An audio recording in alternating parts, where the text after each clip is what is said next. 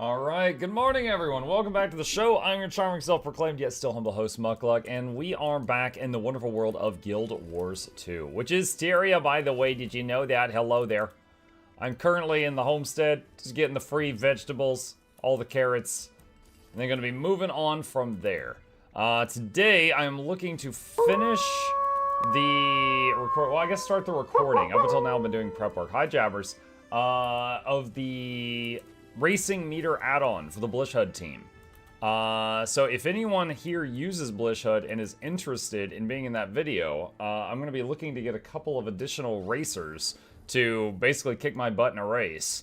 Nothing too fancy. We're just going to go to, turn on the add-on, go to Gendarin Fields, which is right outside of Lion Arch, do the race there. But that'll be a little bit later. But just throwing that out there if that piques anyone's interest. Mutt, can you TLDR a Chrono Trigger review? I can try. I mean, so for those who don't know, I was almost to the end of Chrono Trigger the other day, and I quit. The basic thing is it has a unique combat system that is very frustrating. It's basically turn-based, like you've got menus and stuff like that, where it's like your turn, and you might navigate to your techniques, and navigate to a skill, and then tell it to use the skill, and then pick a target. However, the enemy is basically moving in real time. So, like, while you're navigating those menus, the enemy is continuing to beat the hell out of you. So on bosses, like, they hit you, get you down to 1 health, and you're trying to navigate to your heal, and then they hit you again while you're going through the menus. So the boss basically navigates through their menus instantaneously, but because you're human, the boss is essentially taking extra turns while you're navigating. And I found that very frustrating, and that kind of came to a head when we got to a boss fight that, the most recent save was like 20 to 30 minutes before where I would die on the boss fight. So anytime I died on it and I learned something new, it took me 20 to 30 minutes to get back to that spot. And after 3 attempts, it had been like almost an hour and a half, and I was like, alright guys, I can't do this anymore. However, I played it on Steam. I played it on now the combat system is the same on all of them, but I played it on Steam, and I've heard that that might have been a little worse than if I had used like an emulator or something, because an emulator you can just straight up cheat and just make saves whenever you want. So it might be better on an emulator. The story was good, the graphics were timeless, the sound was fine, but the combat gameplay I found to be incredibly frustrating. Like, I just recently did a review of all the games I played in 2024, so that's fresh in my head. There was 110 games, and this was absolutely among the most frustrating from the last 100 games I played. But if you don't mind the combat system, you'd be totally fine with it. If you are playing it on something other than the Steam version, it might be better. I'm not sure. Hello from Lark. Hey, Evelyn. Just check something for additional comparison. The slow speed on Steam is somewhere in between the fastest and normal speeds on SNES, which should be manageable once you practice the advice shown in this thread's comment sections. Awesome. Why are Mystic Clover so frustrating? What's up, Maverick? Good morning, my chat. Hello, tired. Never have enough. What's KCD2? KCD2 is Kingdom Come Deliverance 2, which comes out today. And my plan is that after Guild Wars Tuesday tonight, and we do the evening giveaway that we usually do, I'm going to be playing that. And then going to be binging a lot of that in the coming days. I recently did a full playthrough of KCD1, loved it, which has me super looking forward to KCD2. Muck, have you ever played Hell Let Loose? I don't think so. It doesn't ring a bell. I would have to look that one up.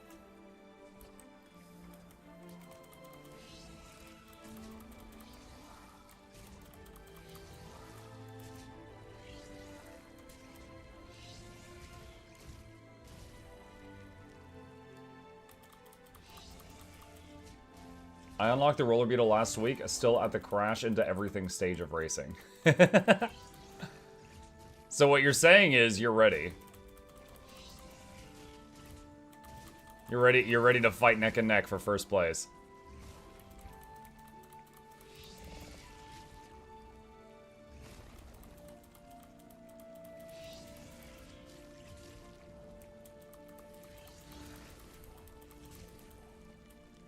Alright, that is it for the free stuff in the guild halls.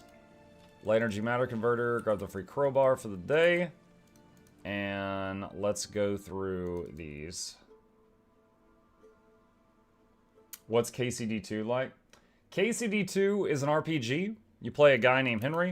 It's a one with a lot of freedom. So similarities to like Skyrim and stuff like that as far as like all the different ways to approach different problems. However, it's also one of the most hardcore RPGs I've ever played in terms of like the rules. Like just when you're holding a sword, you can slash downward at the guy, left at the guy, right at the guy, up left, up right, or stab. There's 6 different ways to just swing your basic weapon.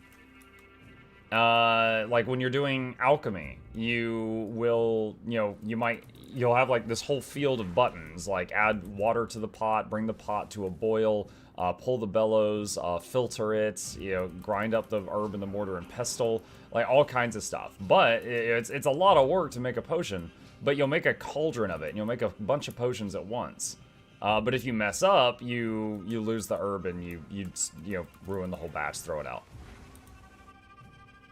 So yeah, there's a lot going on. If you hit an enemy where they're armored, you don't hit their hit points at all. You just damage the armor. So yeah, stuff like that. It's very, very challenging, but very fun setup.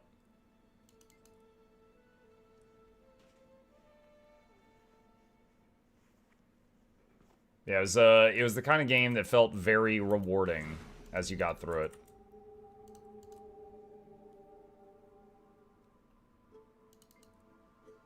Good morning, Mug. Good morning, Addon.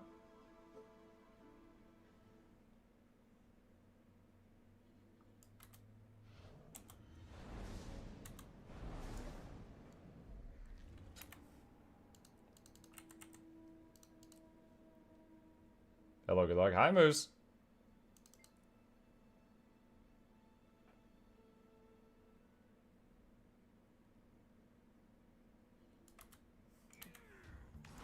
And prototype position rewinder. Wait, since when this chest only requires 2 clicks? Hyzen, they added a mastery a very long time ago at this point, because we're not in Soto anymore. During Soto, they added a mastery that reduces the clicks for those chests from like 5 to 2, and it does a whole bunch of other stuff as well. Let me see if I can find it. Give me a second. Wayfinder Mastery? I think this is it. Arcane chests take significantly less time to open. You're able to reduce rate of emotion stacks E-Part consumed. Successful completions of Into the Spider's Lair meta event grants a daily reward that contains particularly rare items. Garla, blah, blah, blah, blah, blah. There's a bunch of stuff here. But this mastery was added later on in the expansion, and it has a ton of stuff on it.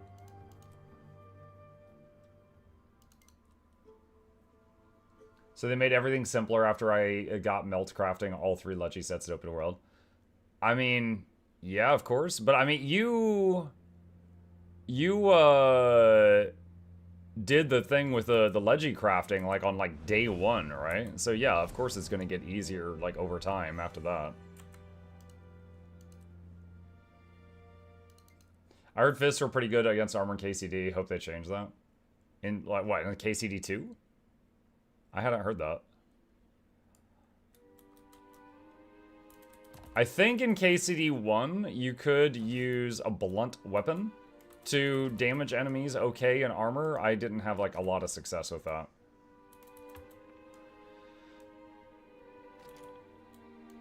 But I actually got pretty good at performing feints in KCD 1. A feint is when you would like, you'd click to do like a slash from, let's say, this direction, but then you would quickly jerk the mouse to the other side before you release the click.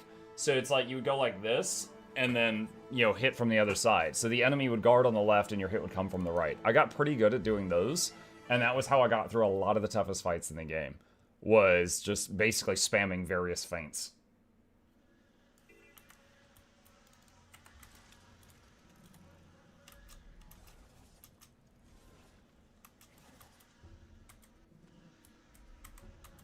Alright, combs. Honey.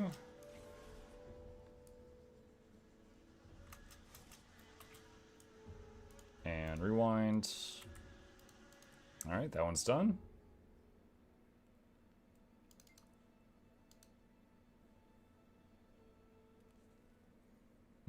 I got a screenshot of an NPC. The name is kind of nice, I guess. You guess?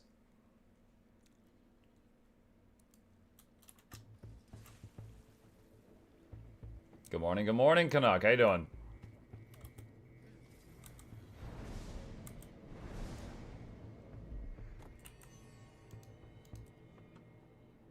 There we go. And that's the last one. Awesome.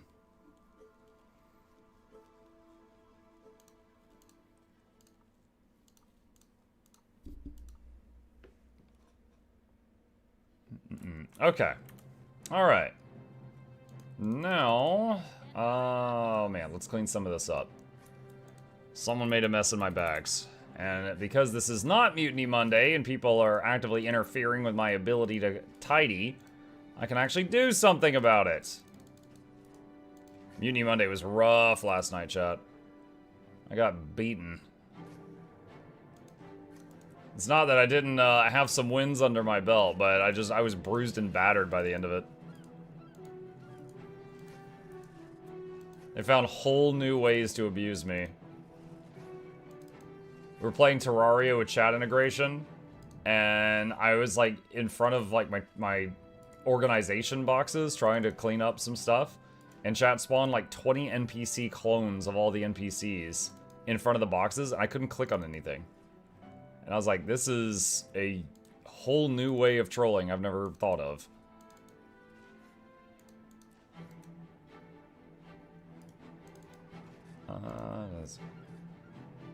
Even yesterday morning, yeah. Dude, I mean, yeah. I kind of should have known going, like, yesterday when I woke up to play Chrono Trigger, like, as I got out of bed, I was kind of dreading it. And I was just like, that's not a good sign. And then I was like, well, hopefully I'm at the last fight, and I'll finish it today. And I did a couple more fights, and then chat was like, oh yeah, there's a few more, and I'm just like, oh my god. Like, it's never a good sign when you're dreading to sit down and play a game. Let's see. Those, and salvage all blues. And ID all the greens. Send your mess of bags to me, I'll take care of it. Very kind of you to offer. Unfortunately, I think most of them are bind on account. Your imitation of chat while they were messing with you was really funny. Oh my god. Let me see. 2580. Moon etched weapons. Do I already have all these?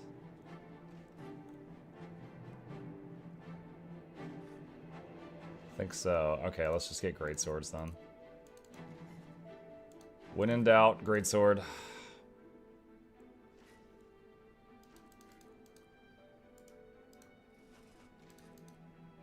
Let's see, research kit.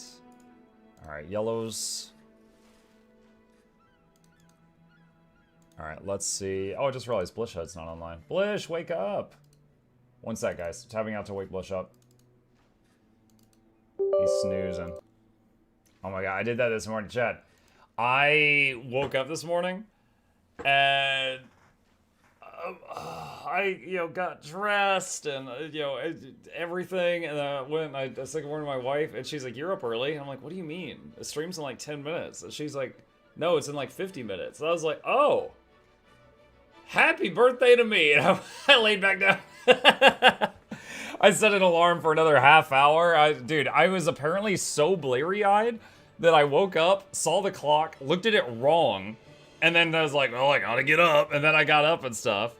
And then I, found out that that was not, in fact, the time. And then I was like, oh, shoot, okay, back to bed. I just, like, fully dressed. Like, I kicked my shoes off, but fully dressed. I climbed back into bed under the covers, and I'm just like, me. There we go. That's good, too. Let's see. Trading post. Sell. Alright. What do we have that's worth more than ectoplasms, if anything?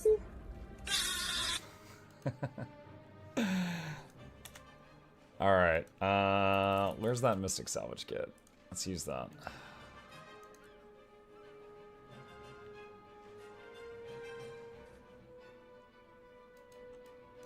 Alright. Okay, definitely clearing up a bit here. Can we rewind to the shoes part? You put on shoes to stream? Okay, so I am very... I don't know what the word is. Cold-natured? Like, I get cold easier than everyone else in my household. My wife and my son routinely walk around barefoot, and you know, like my son will just have like shorts and t-shirt on. I, at the same temperature that they are comfortable in shorts and a t-shirt, I have got, you know, pants, long sleeve shirt, hoodie, socks, and shoes, and I'm comfortable. So, yeah, I do wear shoes all the time. I will say, anytime one of them steps on a Lego, I'm like, ha! And I have this look of superiority, because I always have, like, you know, 3 armor class on my feet, and they don't. So, I always have like, that signature look of superiority. Like when your neighbor says that they have an air fryer, like that look. I always have that. Cold-blooded, he's a lizard person. I'm not cold-blooded, I just get cold. Cold-blooded has nothing to do with it. That makes sense. I thought it was like a mental thing getting ready for work. Oh, no. It's a freaking cold thing. But yeah, no, people do give me crap for it. Like, oh, you wear shoes indoors? I'm like, yeah, I'm freaking cold. My feet are ice cubes. May the stars guide you. Alright, let's see. Mat storage. Truffles. Get some of these out. The only in real life, the only time I've had a truffle is I had a chocolate-covered truffle, and I thought it was nasty. I was not a fan. Slippers exist? I don't have any. I'll say, again, the goal is to keep my feet warm, so they've got to be, like, all like, not just, like, slippers that are like flip-flops, you know, where you just slip the front of your foot in, like, it needs to fully encompass my foot. Like those big fuzzy ones that look like bare feet, or something like that. Like, that's what I need. Not sure if those would protect me from the Legos, but, you know, maybe. Why every time I come to your stream, it's always cleaning cursed inventory? It's kind of just, like, part of Guild Wars 2. It's just part of the game.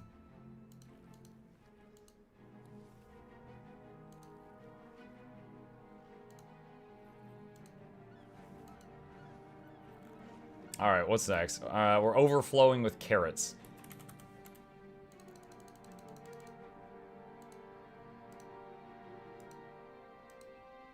My solution is always keep it clean. Well, the thing is like, Tuesday, I log in the Guild Wars 2 for, like, up to 10 hours, right? The other days of the week, I log in for 10 minutes and do that money-making routine. And so, every Tuesday, at the start of the day, there's a bunch of stuff in the bags again, just from the daily routine. You know, the 6 days in between.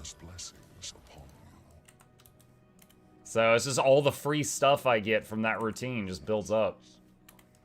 Okay, hold on. We got some baubles from Super Adventure Box. Let's go trade those out.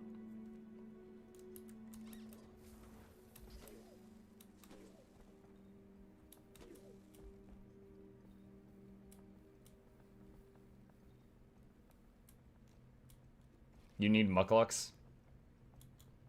Like actual Mukluks? Here, take it. If they fit. Let me see. Google Mukluks. Let's see. Images.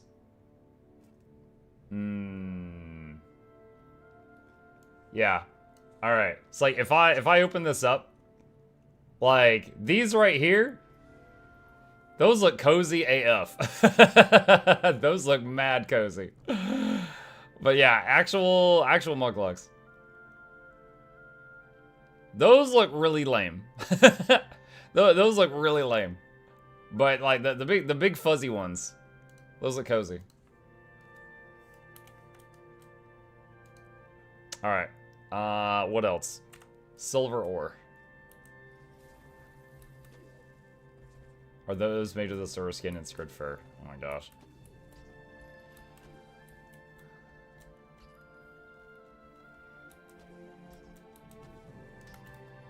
Alright, that's done. Back over here. Open old bag, salvage, sell junk every time I miss luck. I do that anytime I'm as like as well, Cam Gal, but all the free stuff from the home instance, not much of it is salvageable, and not much of it is junk. May the stars guide you. So, you know, 7 days of home instance and guild hall farming, none of what you just said there applies to that, really. Silver ore.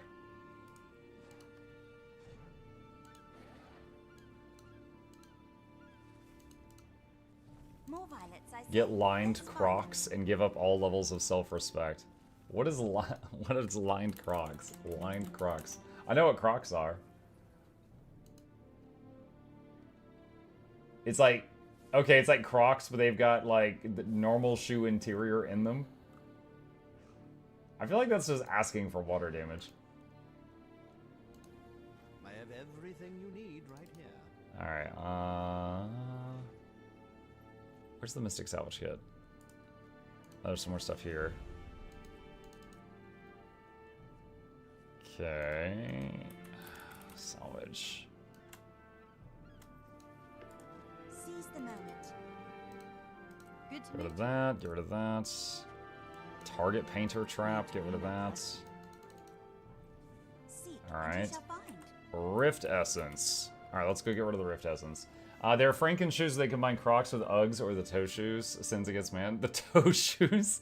I've only seen pictures on the internet of the toe shoes. Certainly not that interested. I can't remember the comedian, but he said something along the lines of Crocs are for third world children that have some respect for yourself. Put some real shoes on. I don't own any Crocs. I own 2 pairs of shoes. I've got like just normal tennis shoes, and then I've got a pair of like fancy shoes that you would wear to like church or like with a suit. And I hate wearing them because they're not comfortable, but I've got them just in case. Let's see, no, Amalg? Wait, Essence? There, that's what I'm looking for. Okay. Like 3. Okay, that clears up a few stacks of essences. Bloodstone dust overflowing. Okay. Herda, eat up. Star of Gratitude. Eat up. Princess. Eat up. Nom nom nom nom. Alright, that gets rid of a bit. Frode's Journal, page 5. Bye. I don't know what that is. Token of Celestial Champion Fragments. I don't know what that is. Don't care. Mystic Crystals. Yeah, once upon a time, I was trying to buy like 20 Mystic Crystals, and I didn't realize you bought them like at a stack at a time, and I bought like 20 stacks, and I'm still chewing through that.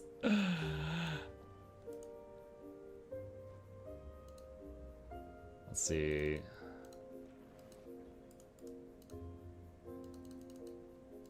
Throw that there. Okay, Elder Wood piling up. Where is it? Let's grab 1,000 of that, throw that on the TP. What are you making? A cleaner baggy waggy is what I'm making right now. You can finally move Guild Wars 2 skill bar in the new Refict update. Refict? What is Refict? Shanther Renown chest. I don't even know how I got these. Speaking of Janther Renown, hang on a sec. Bank. I need 1 more round of the shards for the next club journey. Alright, let's do that. Let's do that. Where is Lowland Shore? Yours 2 version of WoW Week Course? Oh, I've never heard of that one. The renown boxes are for doing the hearts after you get the achievement for doing them 14 times. Oh, okay. Laura sneak on Muck account and make mess in his bags. Now it's cleaning time. Yes, that's exactly what happened. That's why she's always late. She's messing with my account until it's too late. And then she shows up a little bit later for stream. Okay, discounted thingy, get that. Alright, and heart number 2. Next club. Yeah, I've made 2 club journeys. This would be the 3rd one. It's funny, is again, I'm playing the game like, you know, 8 to 10 hours one day a week, and then the other day is like 5 minutes a day. And I'm just like cranking out these legendaries. Like there's, as long as you just do like a few tasks in Janthier each week, they just kind of come rolling in. It's crazy. This is the first time I've ever made a legendary more than once, and I'm almost on my 3rd. You were in sight. She knew you were on your way, even without me calling attention to you. Grown even more, hasn't she? Well then, I'll leave the 2 of you to your training. Alright, those are done. Okay. Next one. You made 2 of the new spear? Yep, I made 1, and it's in my bank to use for a giveaway. I made another that I bound to myself, and I'm making a 3rd now that I'm just going to use to probably sell just for some money. Probably got enough growing to start sharing our crops. Make sure the other camps are fed, we will. A fine idea. This is, of course, thanks to you, Wayfinder. Like, for example, right now I'm using, I'm getting all those shards for doing all the hearts, but you notice I'm not doing the hearts. It just, if you do rift hunting, you get these tokens, and the tokens basically instant complete the hearts, and the rift hunting is a whole lot faster than actually doing the hearts. So I'm like, here's 4 tokens, boom, heart done. You know, stuff like that. I just do that once a week and buy these once a week. And there is one more up here.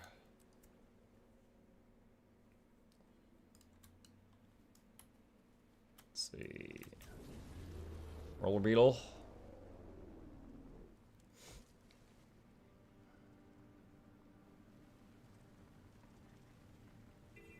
Are those stuff that can be sold on the TP? The discounted shards? Yeah, they can. The value's gone down a bit, but like on week 1 they were crazy expensive. Now they're cheaper. But let me see. Mistburn readings. I could even venture Yeah. a guess of how many So they can be spawn sold. are present on the Isle now. So if you wanted, you could just do Our grab harvest these here and sell was them. fine indeed. I'll admit that. Well, I don't think either method would have worked quite as well without the complement of the other. It was a group effort. And Wayfinder, I bet you need them for Leggy back next update. role in this venture. It's possible. Not sure. We've much to learn. Okay. But They're not that much work, it's just time consuming. Well, like the shards, for example, if you're going to get them yourself, they are... There's a max number you can get each week. And then there's also the shards from the homestead that, you know, take... You know, there's a max amount you can get for a relatively cheap price each week. So, you know, you just make sure you get those each week. Okay. For anyone who is interested, I'm on EU right now. I am going to do 5 rifts in each of the 2 Janthier zones to get more of those tokens that instantly complete hearts. So the squad is open if you wish to join it. Let's see, hunting rifts. Accept. And I'll put the squad join command in the chats if you want it. I'm just going to knock out 5 in each zone. How do you have so many amalgamated gemstone? You can craft them. I ran out the other day and then I crafted like another 50 or something.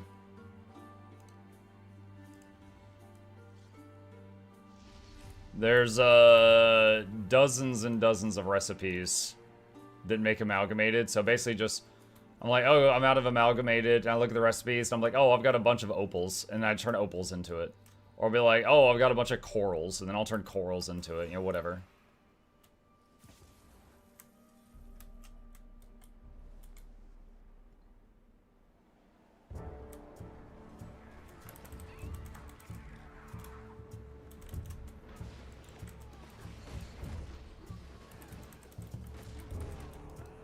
Does Monk have a YouTube video for inventory bag maxing? Yes, yes I do. The baggy waggy vid. How do you turn opal into amalgamated? I would recommend you go to the Guild Wars 2 wiki page for amalgamated gemstones and click on recipes, because there are literally dozens of them. But essentially, it's like ectoplasms and then 3 of the same gemstone in the 3 other slots. Just like a stack of each, and you'll make between 10 and 25 amalgamated gemstones with each combined.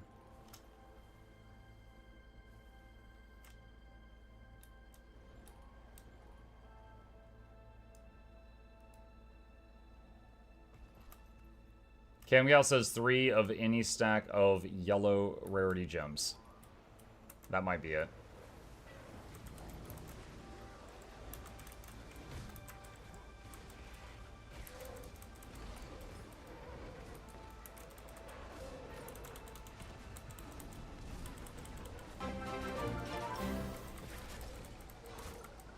If I'm going to be honest with you, in my own humble opinion, without being sentimental of course, without offending anyone who thinks differently from my own point of view, but also by looking into this matter in distinctive perspective, I would like to say, I have nothing to say. Mukluk smug. Thank you, Sam. Appreciate the sub.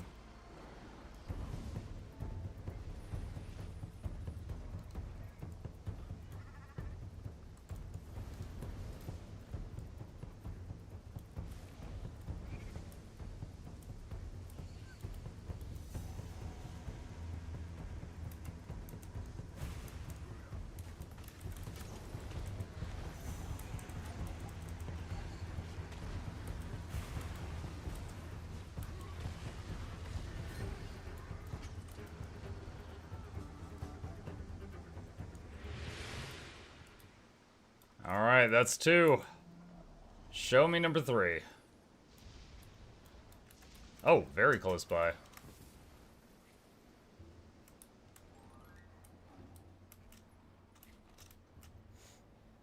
Heisen says 8 months left, then I'll be forced to make a lifetime choice. What is your lifetime choice?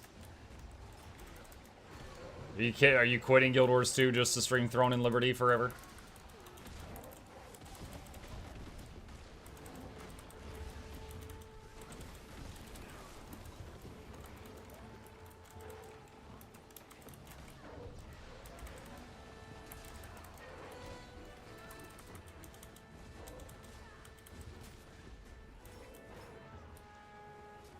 Arranged marriage? What? What? Arranged marriage.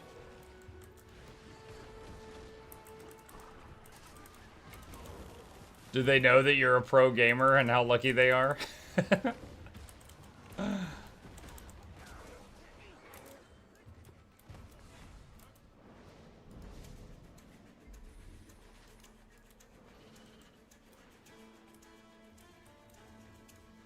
All they know is I have cash. Wow. Any KCD2 play this week? Yes, Canuck. After Guild Wars Tuesday tonight, and the giveaway, I plan on playing it tonight, and then a lot of it over the next week.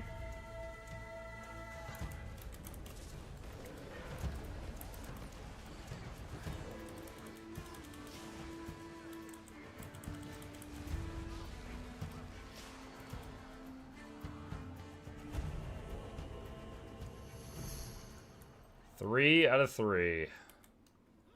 Alright, show me number 4.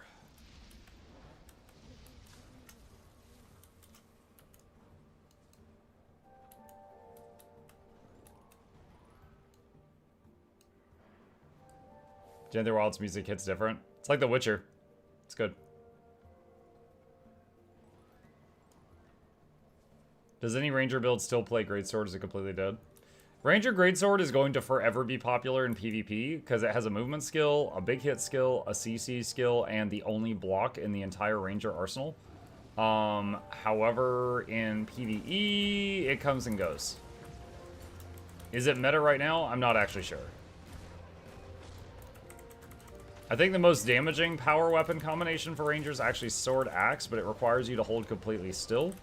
So, like, if I wanted a bit more damage, I could swap out my hammer for Sword Axe. But I prefer having, you know, the option to move around more, so I haven't done that.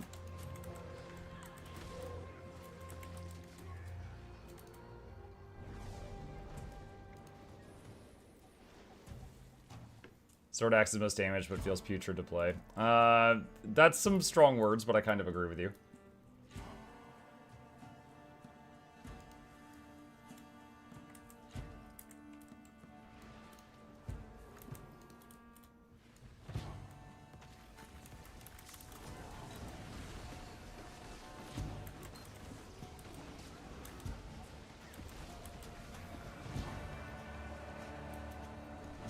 Heisen says I kept delaying this marriage by saying I'm studying working and stuff. But now all that's finished. They gave me the time limit it is. I'm trying. Heisen, I can't remember. I know you told me once where you live, but I can't remember. Are you willing to say it on stream? I'm trying to remember like where you're from.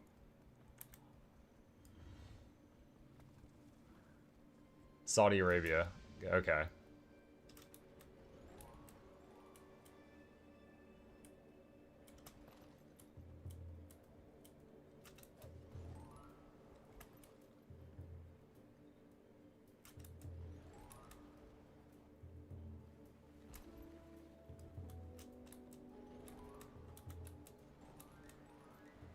Muck, what do you do for a living? This, Barson. I am fortunate enough to have been able to go full-time content creation a few years ago. So, YouTube, Patreon, sponsorships, Twitch, Prime subs. Chat, have you heard about Twitch Prime? Stuff like that is basically what supports me. Yeah, the first few years I did streaming, I just did it as a hobby, you know? Like, honestly, it was 6 months before I made a penny doing it. Like, it was purely a hobby. But then, during the, like, part of COVID where everybody was the most scared and was staying indoors, my real job, which was in tech support, closed down. And I was like, okay. And I was talking to my wife, and I was like, I can try to go full-time into my dream job here, or I could try to, like, apply to another job, which is kind of difficult right now because everyone's hiding with COVID. And she's like, you know, we talked about it very seriously for a long time, and finally she's like, all right, you could try to go full-time into your dream job for, like, a month. And after that, if it's not working, you gotta go to get another normie job. And combination of hard work and luck. It worked out. So I've been doing this full time for a few years now.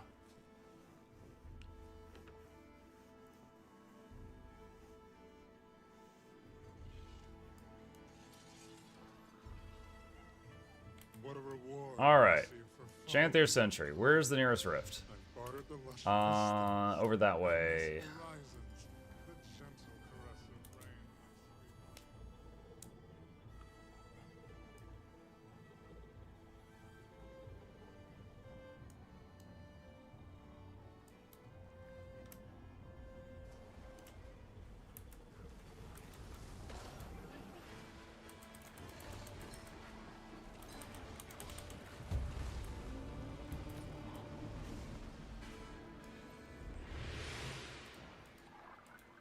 Okay, that's one. Mike, I have a funny story about the subject if you're willing to hear it. I mean, as long as it's not inappropriate, go ahead, hit me.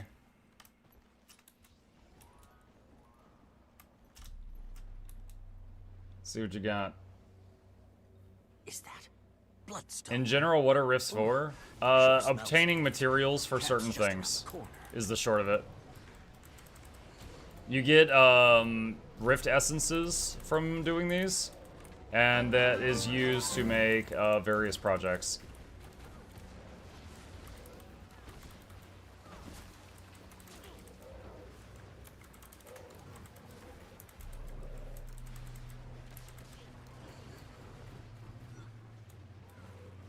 Garfat, thank you for the prime. I appreciate that. Welcome.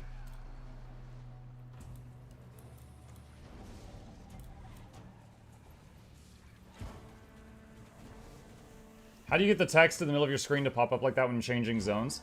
That is a an overlay called Regions of Tyria. If you do !Blish in my chat, it'll pull up a webpage with a bunch of guides I've made for them, and the one called Regions of Tyria is the one you want. If you want it, it's just a fun add-on.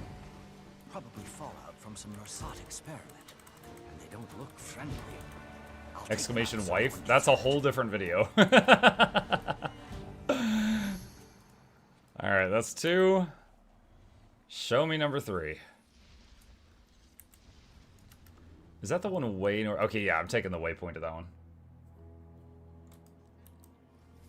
Waypoint.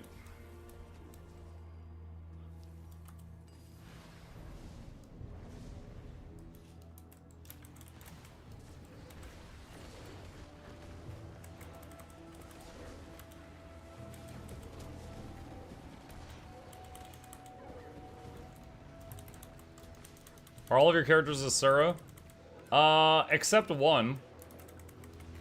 Not sure about having the Patreon sound effects be available during the dancing video. I feel like that took away from it. But yeah, mostly Asuras. There's one human there. Oh man, this next one's really far.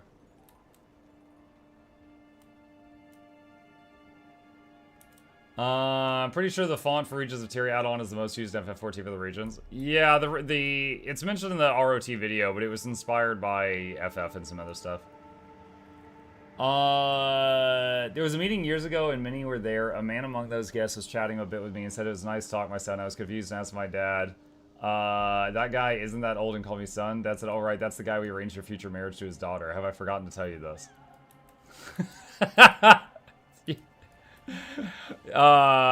Yeah, Dad, you neglected to mention that.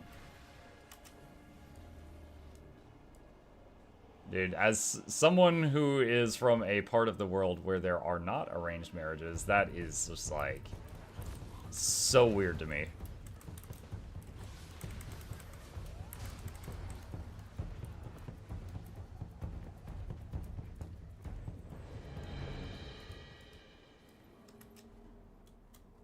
Alright. Someone had started that one, so I barely got there in time.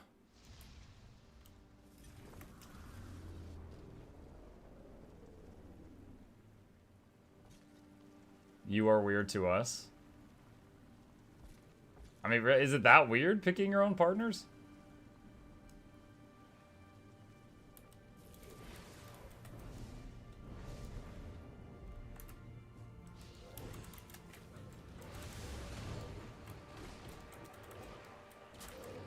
We're weird to us too. I mean, don't get me wrong, we're freaking weird, but I don't think it's for that reason, right? We doing Convergence today? Yeah, I'll do one at some point. Just got one more riff for now.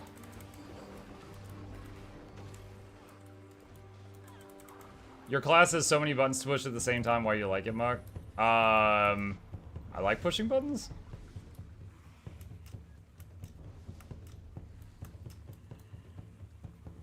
I will say, I honestly, like, if I'm really critiquing the class I'm playing, I don't really like the untamed effect of swapping the action bars back and forth with the pet. I tolerate it because of all the utility and stuff it brings.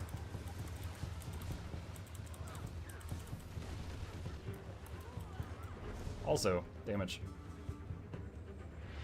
Boop, boop, boop. Alright, that's it for me. Thanks, y'all. I'm gonna step out. If y'all want to keep going, you can. Alright. That is it for that.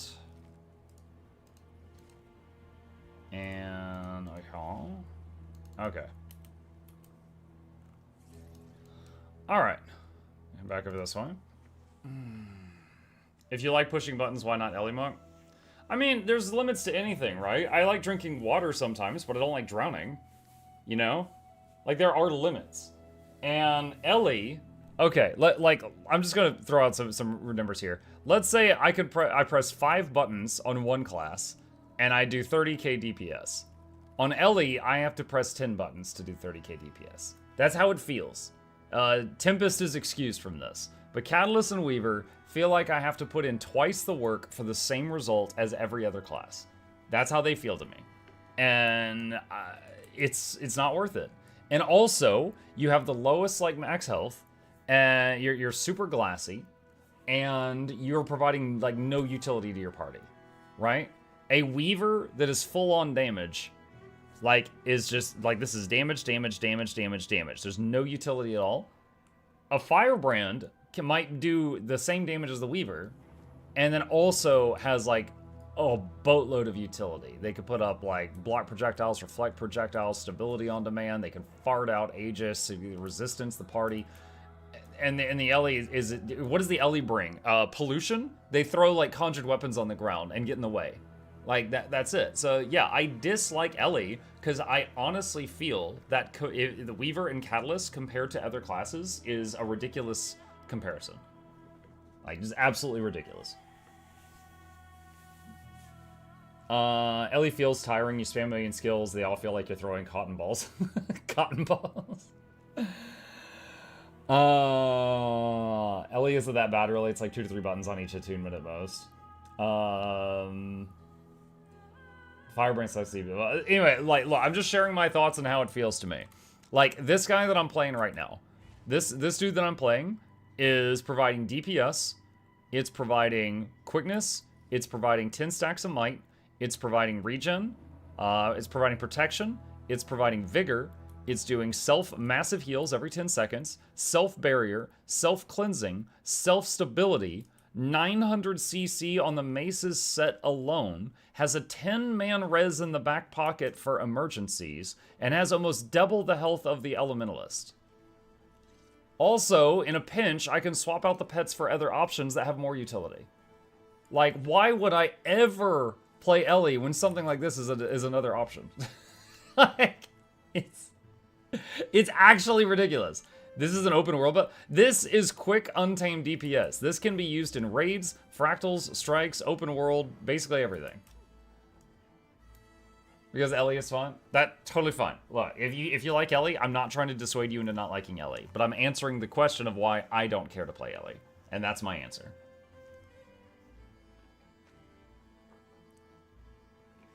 That's it. If I were an Ellie main, I'd play Tempest. Tempest is alright. Metal says, I found you through YouTube feed recommending your reaction to Josh Strife Hayes. Oh, that one. From there, I fell down a rabbit hole of your content. Long story short, I'm back in Guild Wars 1 after a decade working on finishing the Hall of Monuments. Thanks for the great content. You're very welcome. I'm glad you enjoy my stuff. Thank you. Let's see. Can you share a build of this one? I have a video on it. Hang on. Do I... One sec. Because I did a video on this one, and it actually was really popular. I'm gonna search my channel for the word untamed. Give me just a minute. Yeah, this is it. Yeah, the thumbnail. Perma quickness, perma 10 might, regen, vigor, prot, stability, barrier, AoE healing, major healing on self, projectile blocks. Oh, dude, I forgot. It has projectile block and boon corrupt and invulnerability. I forgot about that when I was talking about all the other stuff. Yeah, it has all those things too. All right. There you go. There's the links. Projectile block is from Axe 5. It's from this. And it follows the pet around and has an extremely short cooldown. Axe 5 has it too, but Untamed has it no matter what weapon they're using. There's one place where the projectile block is super troll Matthias. Yeah, but Matthias is just one boss out of 28 raid bosses and not counting strikes. But yeah, there is one fight in the game where you would not want to press that button. Snot Cloud, another skill that totally blocks player vision of AoE. Yeah, you wouldn't use it all the time. I mean, the worst offender of blocking player vision is quick heal staff ambush plus the Snot Cloud at the same time. But that's healer untamed, which is a different build. The staff ambush is very snotty, yes.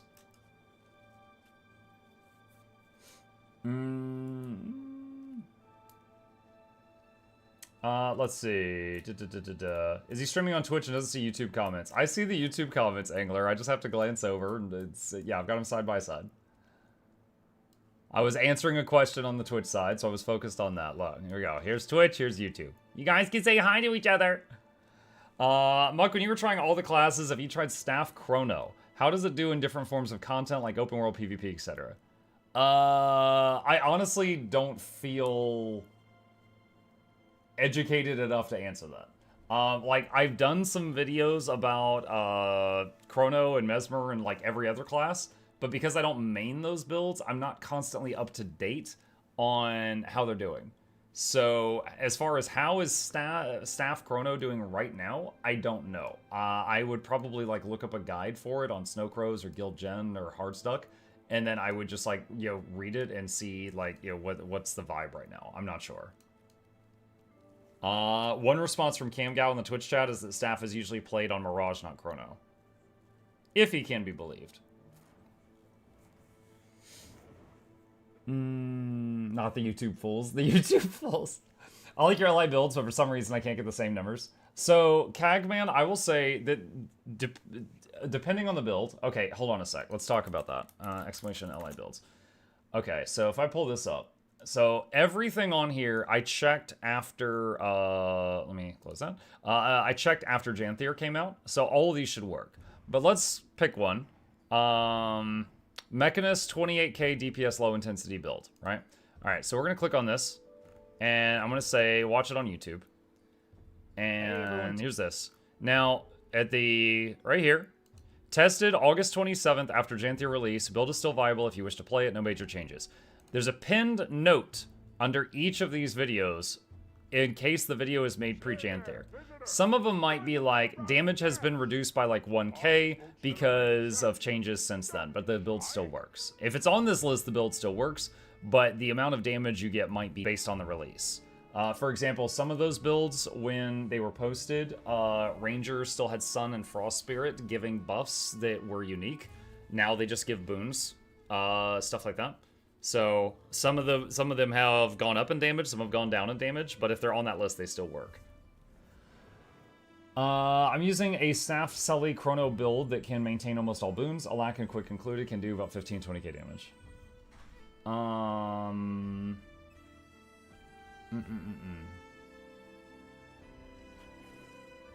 Convert disappears. Wait, Convert disagrees. Staff isn't the vibe for Chrono. It's more dagger, sword, and spear. Staff Chrono is not really high at DPS in open world IMO, and I try Condi Chrono with some concentration. Okay. Okay. Let's see. I want to do the thing I've got in the stream title about the racing thing, racing meter. I'm gonna work on that later, but that doesn't have to be right now. I need to get one more convergence to finish this. So, when is the next convergence? The next normal one? It's a bit. Okay, forget waiting. Let's see. All right. For the Emperor! Okay. For those of you who would be interested, I'm on EU. I am creating a squad to do a convergence right now without having to wait on it. I'll pay the entry fee, and I'm gonna get in there, and I'm gonna get some materials for a legendary spear. So if any of you want to get in on this and mooch some stuff, I can bring up to 40 peeps. I'll wait a couple minutes for you guys to get first crack at joining the squad. If there's still space, I will put it in the group finder afterward. The squad join command is in the Twitch and YouTube chat. You just copy paste it into the game if you want to join. Muck, pay us 8 gold. I am not paying you 8 gold. You will get loot in the instance.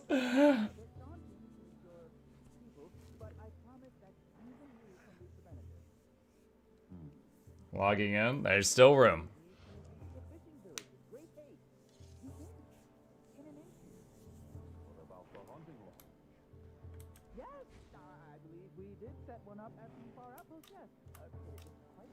Every time I see this area, I think of that short of Iron Maiden, where she was like, oh, where is everybody? The convergence about to start. And she was over here on this side. And she was on the wrong side of the room and she didn't realize everybody else was over there. Basically the Connie Chrono build, but with Selly gear, can rifle as the second weapon for sustain. Basically solo legendary champs. I use it almost daily to do repeatable hot HPS. Hey Monk, have you ever tested Guild Wars 2 on different operating systems? Specifically any Linux distro? I don't even know what distro is. No, I'm sorry. No, I am a PC gamer through and through. My wife has a Mac upstairs, and I interact with it as little as possible.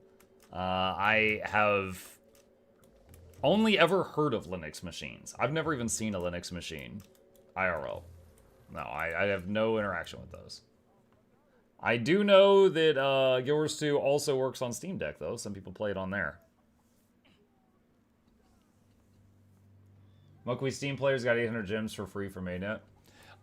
Yes, I know. There was a kind of a catastrophic bug like a week ago. For those who didn't know, Steam players logged in and lost all their expansions. So, like, if they had Heart of Thorns, Path of Fire, End of Dragons, whatever, they lost it, all of it. So, of course, people were panicking, like, yo, what the heck? And Guild Wars 2 is like, okay, we don't know what happened, but we're on it. And it took them a few days. They found out whatever happened. They fixed it. And then as an apology, they sent $10 worth of gems to everyone who was affected, which is like 800 gems. Which is cool. That, you know, that's a welcome apology gift. But yeah, that was pretty rough. There was a lot of people very scared.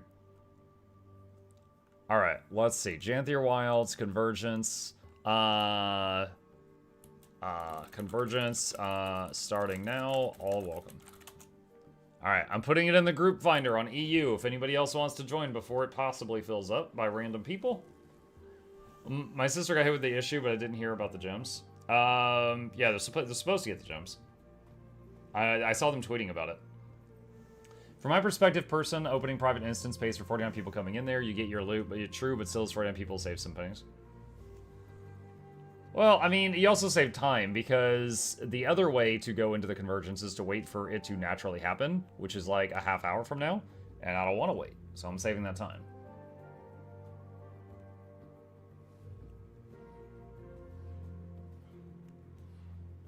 To be fair, I played on Steam. I wasn't affected by the loss, and I still got the 800 gems. That's kind of like, there was a time period, I think it was like a year or two ago, where EU servers were down for a time, and then all the EU players got like a free mount. And it was like, even ones who they didn't have time to play that day, they logged in the next day and got a free mount skin voucher. And they were like, what? So, yeah, sometimes it just lucks out for you.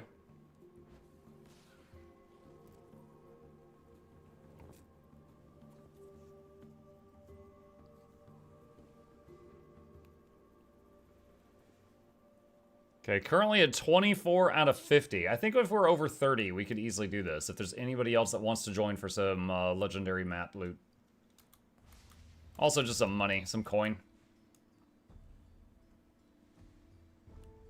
I once joined a Convergence CM, and the commander put me alone in 1-7 and told me to cover the Northeast alone, and I did it faster than them.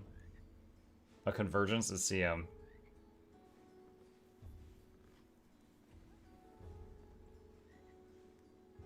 Coin is always nice, yes. I remember the one time I raided with Hyzen, and he was top on damage. He was parsing chat.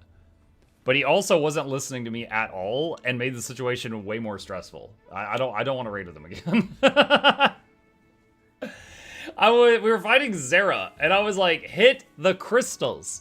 And he's like, what if I just hit the boss as hard as I can? And the crystals are like expanding this death field, and it hurts, and we're healing frantically, and we're screaming, and there was pain, and he's just like, oh, big number, unga bunga. And I'm just like, oh my god! It worked? Yeah, but it was stressful enough that I don't want to raid with you again.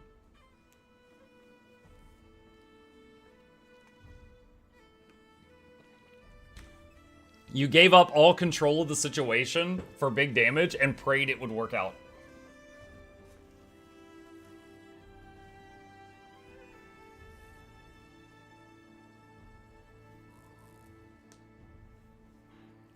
I'm not the only one in the squad. Yeah, that's, I don't know. That honestly, that is such a dead weight attitude. I would rather have people that are lower DPS that listen, and than someone high DPS that doesn't. Because then it's just like I'm having to orchestrate other people to do more work to babysit your ego. I've dealt with that for over 20 years since I was raiding in EverQuest in a while. All right, we should have enough to start at least. Let's jump in there. If you all die, I do the rest solo. Mm-hmm. On Zera? I don't know if you're solo in Zera, because she ports you to the platforms, right? I don't know if you're soloing that one. She ports you to the platforms. You need people on buttons to get back.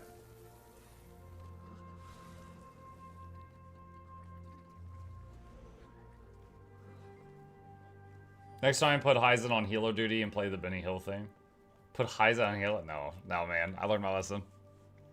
Let's see. If you provide quickness, please move into a new party.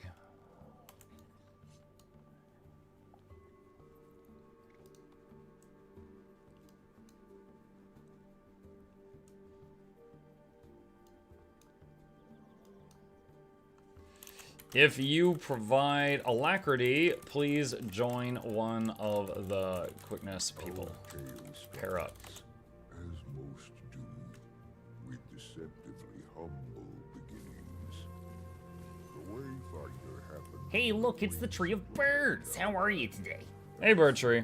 How did you enjoy Guild Wars 1 as a gamer, like the questing in the world and the story, not as a streamer? It was alright. I mean, I originally purchased Guild Wars 2 off the shelf when I saw it, because I was like, oh, I enjoyed Guild Wars 2, Guild Wars 1, alright, I'll try this one.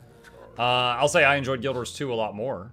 But Guild Wars 1 is dirt cheap. I think you can get the game and its expansions like $10 nowadays. So, I mean, it's not bad, but just know it's a very different game. If you are pure DPS, please fill in the remaining slots in each party up to 5. Suddenly, an ambush.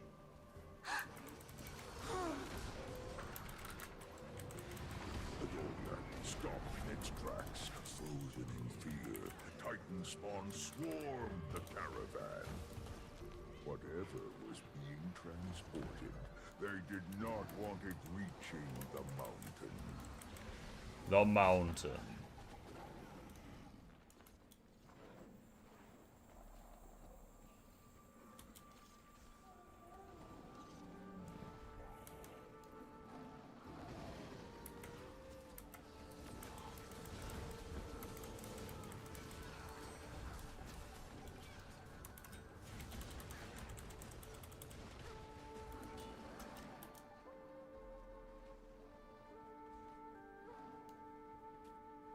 Those monsters sure are annoying.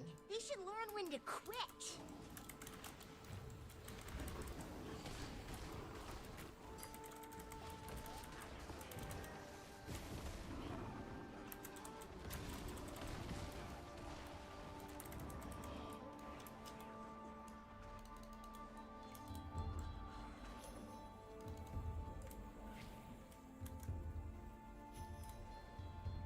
Alright, if there's anyone in group 1 that provides quickness or alacrity, if you could move yourself down to like a new subgroup. And if you're just a pure DPS in group 1, just fill in the slots in the other groups that don't have 5 yet. And if group 1 people continued not doing anything, I'll just drag them and throw them around myself. Challenge just begun.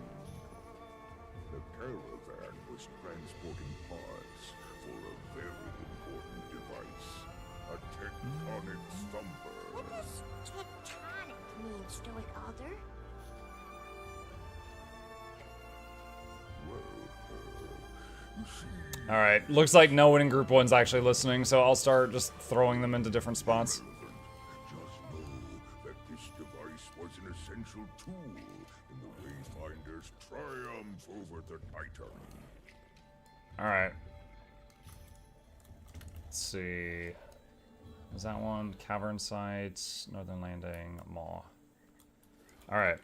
The following assignments are for after you get supplies. Group 2 go west. Group 3 go east. Group 4, Maw of Valrior. Into Mountain. Group 5, the Cavern Site. Group 6, all the way north. Site. Group 7, keep this camp alive.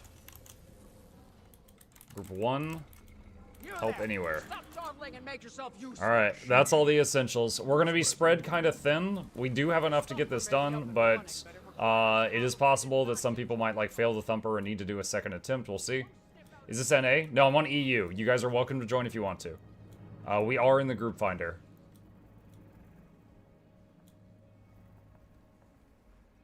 People might stay in group 1 just because they want to get manhandled. Oh my god. No. It's weird.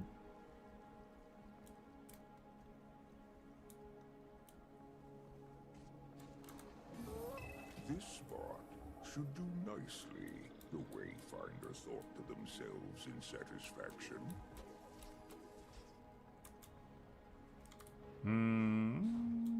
Might have enough when he gets in.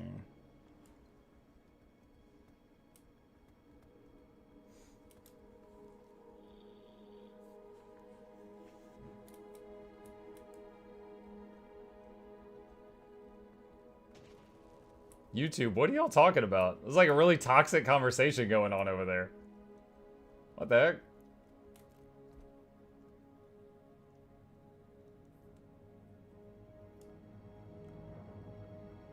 What is this? Hold on, I'm scrolling up a lot.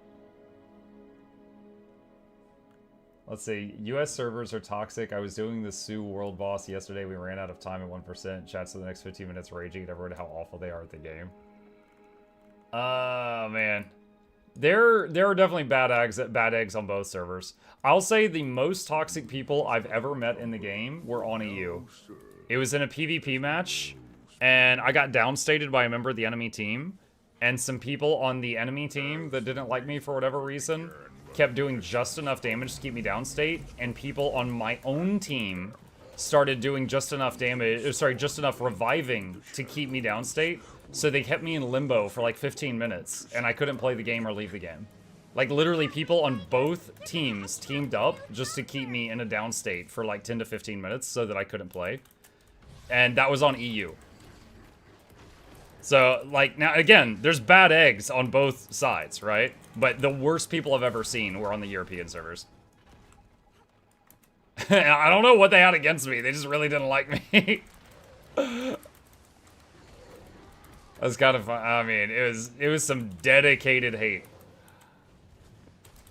You did a great job. You united both teams to achieve one goal. Oh, yeah.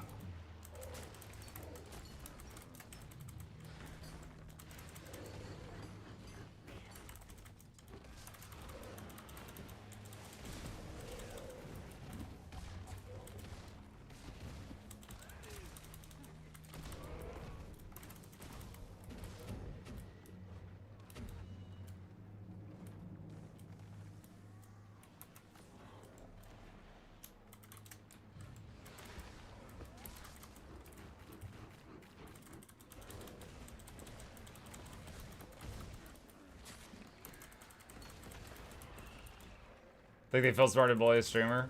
Maybe. I mean, I've been stream sniped countless times, but never to the point where the people on both teams were teaming up to try to give me a bad time.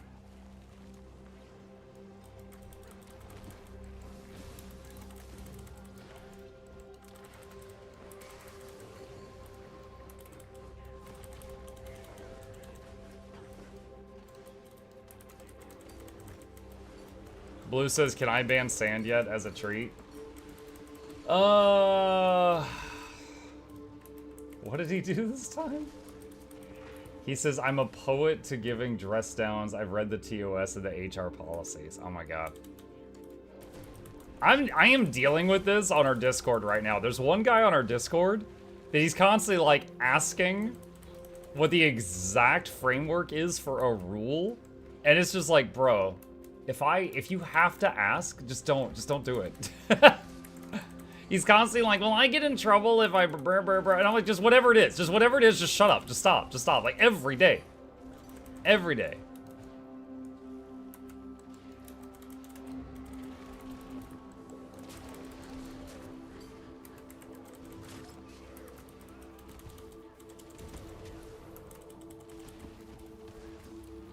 I've read the TOS, I've done nothing wrong. Mm-hmm.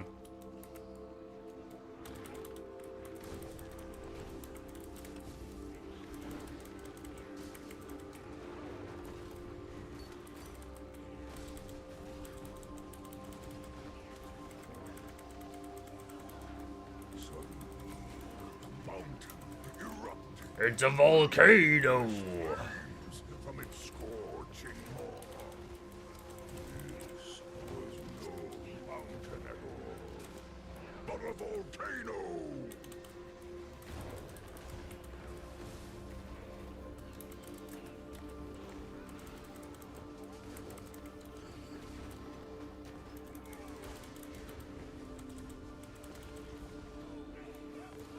All right. If you finish your thumper, help others. West is done. Maw of Balrior's done. East is done. So far north and caverns still need help. For now.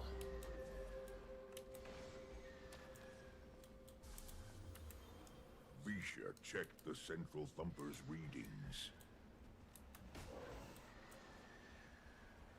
Muck, you should put on server rule. Admin can ban you anytime at any reason, or without one. It's his sandbox. Deal with it. Oh my god, that sounds a bit too authoritarian.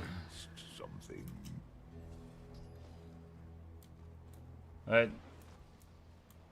No, I don't hate this whole conversation started because one guy in YouTube chat is being a bit unruly right now. I don't hate him though. Like, there's a difference between people I ban because they're just being absolutely horrible people. But Sand, for some reason, like some others that I deal with, likes to push the envelope. Gonna head out, Muck. Can you check your DM? Hang on. Is the thumper safe? Yeah, the thumper's safe. Okay, hang on.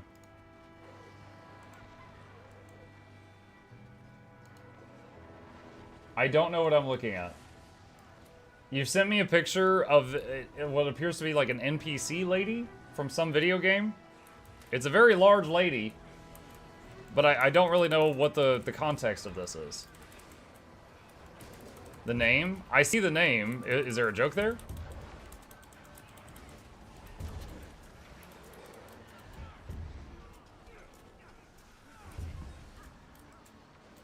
Great work, love your bills. Never mind then. Okay. Sorry, this must be like a lost in translation thing. I'm not getting it. Oh, speaking of Heisen's builds, chat. Okay, so for those who don't know, there is a there's a Discord that's like the main unofficial Guild Wars 2 Discord, right? It's got more members on it than any of the Discords that are like you know, mine or Mighty Teapots, anything like that. And I occasionally see like my guys like I am a member of that Discord, but I've like haven't talked there in months. I haven't talked there in a very long time. And occasionally people will ask a question like, hey, I don't know anything about Lunar New Year, and someone will link my guide to Lunar New Year. And I love that, you know, it occasionally gets me extra views. I appreciate that. Someone sent Heisen a screenshot that they tried to type in that Discord. They were like, oh yeah, I was using Heisen's build for burr. And the message got blocked. And they're like, what? And after more poking around, they found anytime they typed something with Heisen's, the word Heisen in it, they got blocked. And they messaged Heisen, they're like, dude, I can't say your name or any of your videos on this Discord. And he's like, wait, what? And he wasn't even, according to Heisen, he's not even, wasn't even like a member of that Discord. So he messaged me, he's like, yo, should I say something?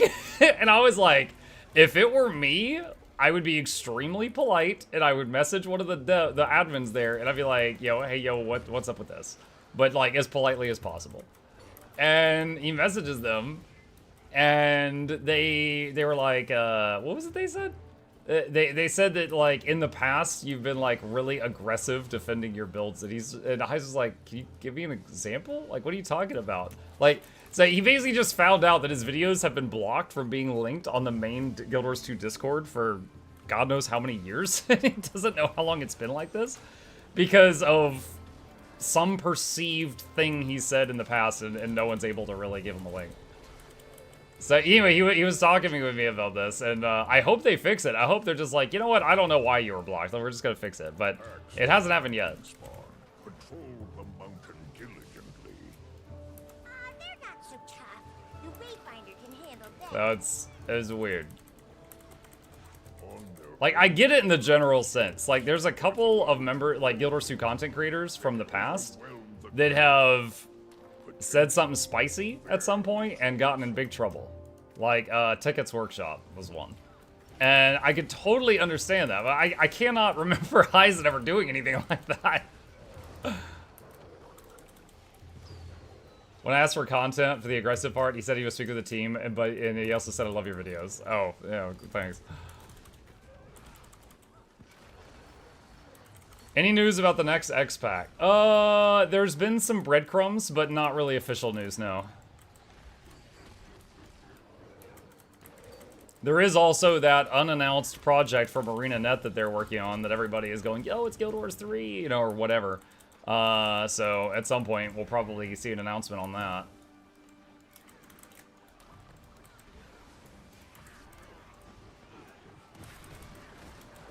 Missed the drama with Tekkit. Guess I have some Googling to do. Yeah, you can just look it up.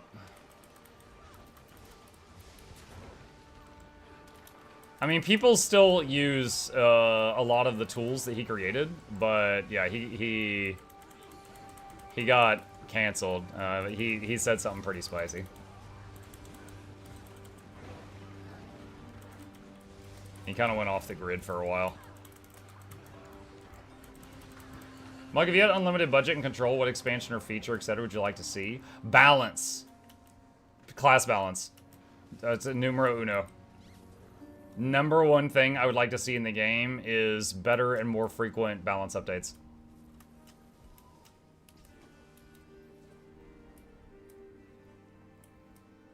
Can you quote it? I could allude to what he said, but I'm not going to. I choose not to. If you're really interested in what the no word was, you can look it up. You can Google it.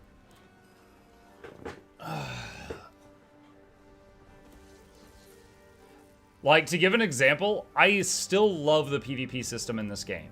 However, for me personally, like I've got 5,700 games played of it, right? I've been like, you know what? I'm gonna play other games. Like, look at that, 575, 0, 500 to 0, 500 to 0. Like, there's so many. Oh wait, this is sorry. Some of these are from the push beta. Forget that. A lot of the games I've played over the last year, when I did go in there, was just one team just dominating the other, and usually it involved willbenders. And with the willbender being just insanely busted, hasn't really been touched in over a year. So that's made me, instead of spending my free time doing PvP in Guild Wars 2, which I used to love doing, I just play other games now. So I would love to see that addressed. But if they don't, I'll just keep playing other titles.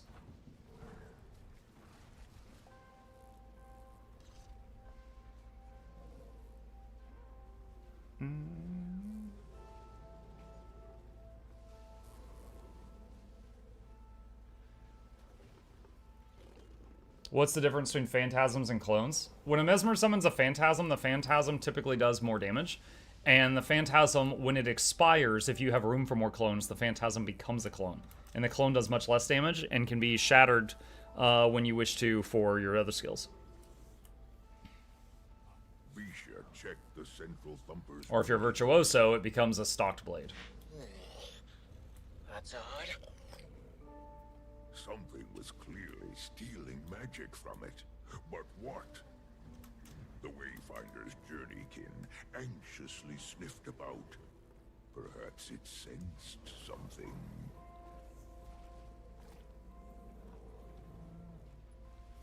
How are you doing on time for this event?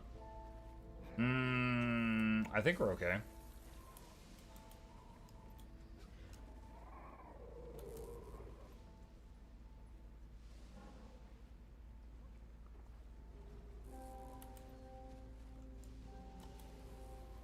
I see there's a few enemies on the map down at the bottom left. I don't know if those have to be killed before... Who's down there? Zonix is down there. Zonix, how's it going? How you doing down there?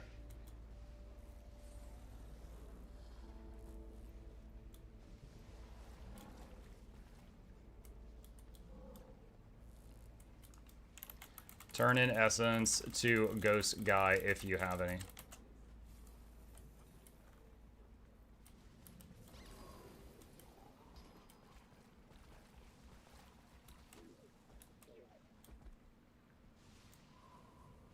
Oh my.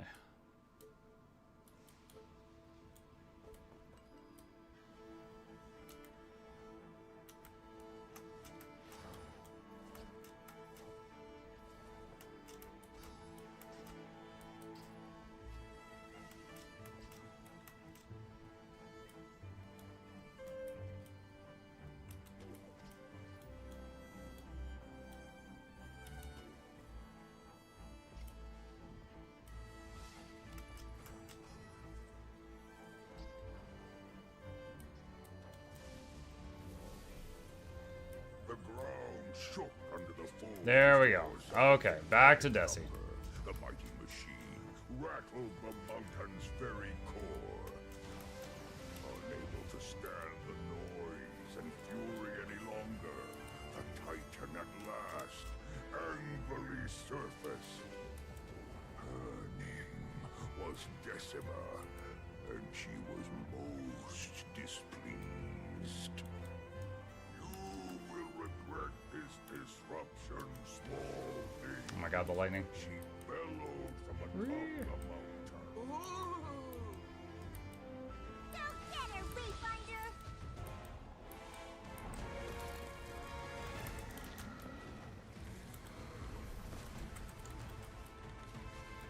You must like pain.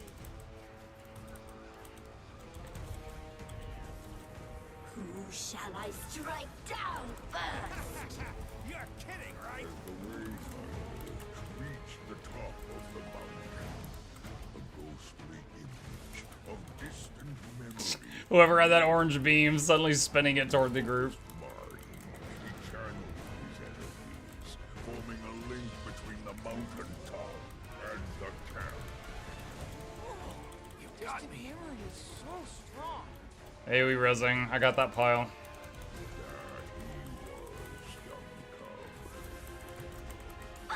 If someone has the giant red beam on them, they need to hide behind one of those rocks to not get downstated. If someone's hiding behind a rock and the red beam's touching you, you should get out of the way. The bright red beams are painful.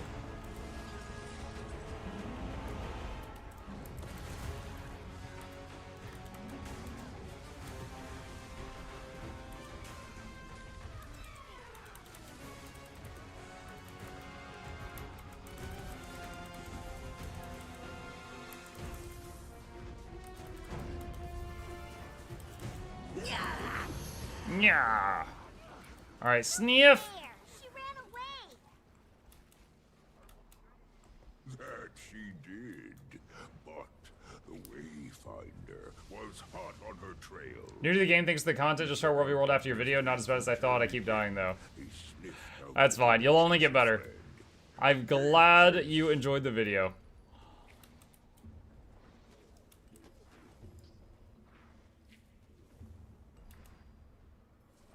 Just whenever you get killed, try to just, you know, take it in stride, just learn from it. Be like, oh shoot, that guy snuck up on me. I should have been watching my back more. You know, like, whatever. Just to see if there's anything you can learn from the situation.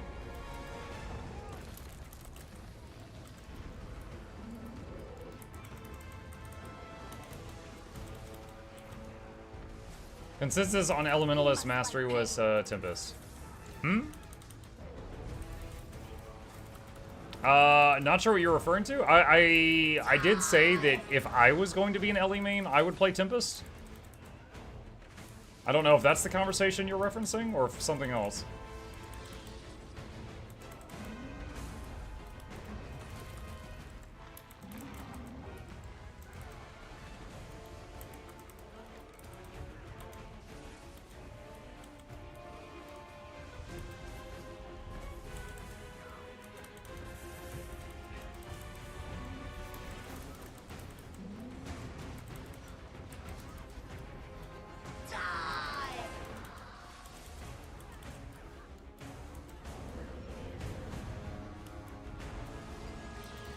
See if I can save this guy. Ah! Dude, that ping pong.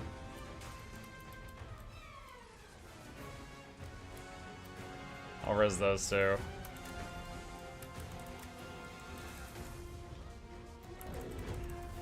I tried, chat.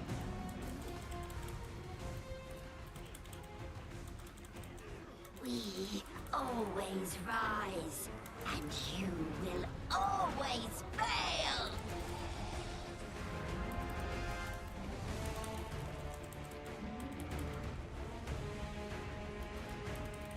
Frustrated and wounded, the Titan Sniff. fled once more.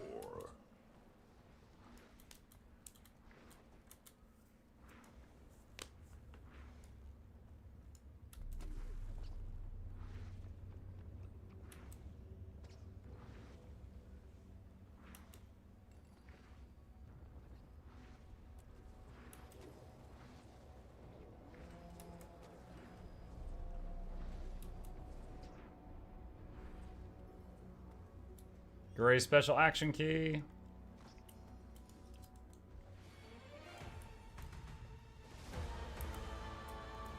Waiting for her to jump. There it is.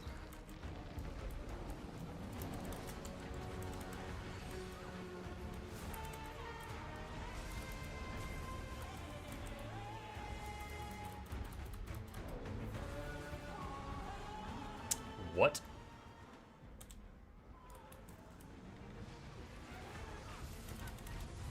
Is she buffed? She has one buff. That was really weird.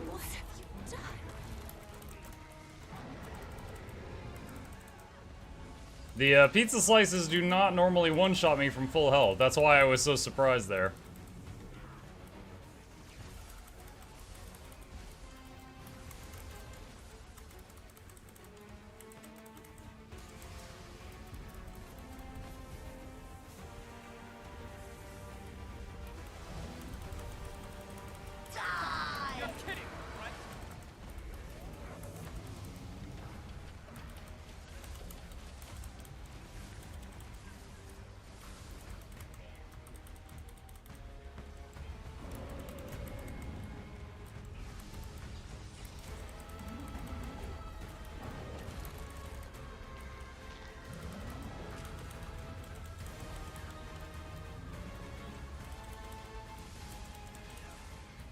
Mike, why do the nodes sometimes have extra spicy fields around them?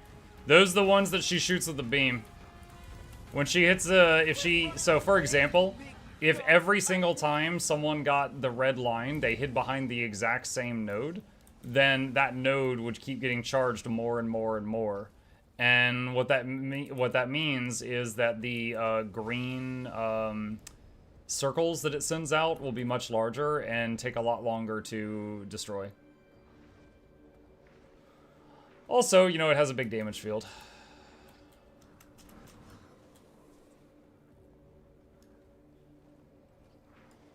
Sniff. Whoever gets the red line runs directly to you.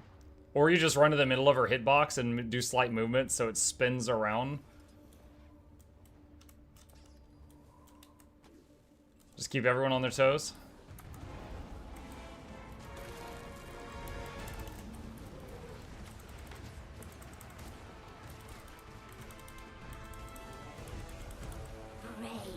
Small things.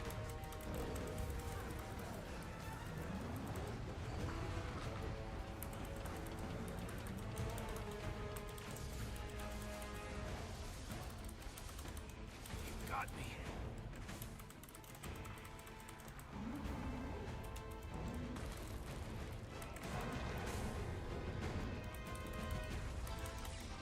You know what would be a fun thing to do as a game designer, chat? You design a boss, and like, it goes from phase 1 to phase 2 at like 75% health, phase 2 to phase 3 at like 50% health, and then phase 4. When does phase 4 start? 17% health. Just to make people upset. The 17% health phase change.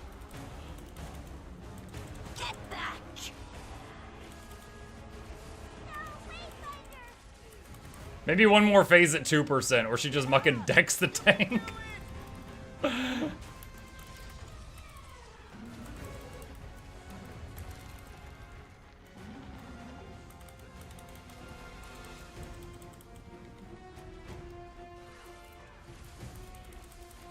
The only thing on this fight that can kill my pets is the bright red beam. And both my pets are dead right now because people keep just blasting my pets. Very rude. GG. Boss at 1%, then goes back to full health for Final Fight. What? How to be hated with passions by Mukluk. Phase 4 starts between 14.784% and 23.4897%. The Wayfinder sure is strong. GG, friends. Well done. Wait, what was that red object? Blood Moon Scepter of Blood. What? Blood Moon Scepter of Blood. Okay. Everyone's. The Kodan people, the Astral War. All of us putting aside our differences and fighting the insurmountable. Blood for the Blood Scepter. Raid version of Greer is currently bugged because it phases 66 and 36 for some reason instead of 66, 33. Maybe they're listening to my ideas. At 10% health, boss goes back to 100% and then dies at 90. Makes people think they have the full hit point bar to deal with and cry. Dude, I kind of had that the other day. I was playing Terraria Calamity mod, and I was fighting the Moonlord for my first time on Calamity Revengeance Expert difficulty. And, like, the Moonlord, anytime you move too far away, he teleports to you, and he gets a big heal. And I destroyed one of his arms, then the other arm, and then, like, there's a hitbox on his head where he's shooting lasers. I destroyed that. And I was hitting his heart, and his hit points are, like, 80% on the giant bar. Like, there was little hit point bars on each of his body parts, but the giant hit point bar was, like, 80% remaining. And I thought I still had, like, another 30 minutes in that fight to go. And then he just died. At, like, 80%, he just died. I was like, what? I was like, what is this troll? I thought I was so much time left. Make a boss phase at 95 and 90 and the final phase is way too difficult. Alright, this is a long time ago, so I might be wrong, but I feel like the Zulamon Bear Runs in World of Warcraft, the final boss, he had a bunch of phases. I think he phased at 90 and then 80 and then 60, 40, 20. So it's like every 20%, but then also at 90 he had a phase. Like he went through a bunch of different like transformations.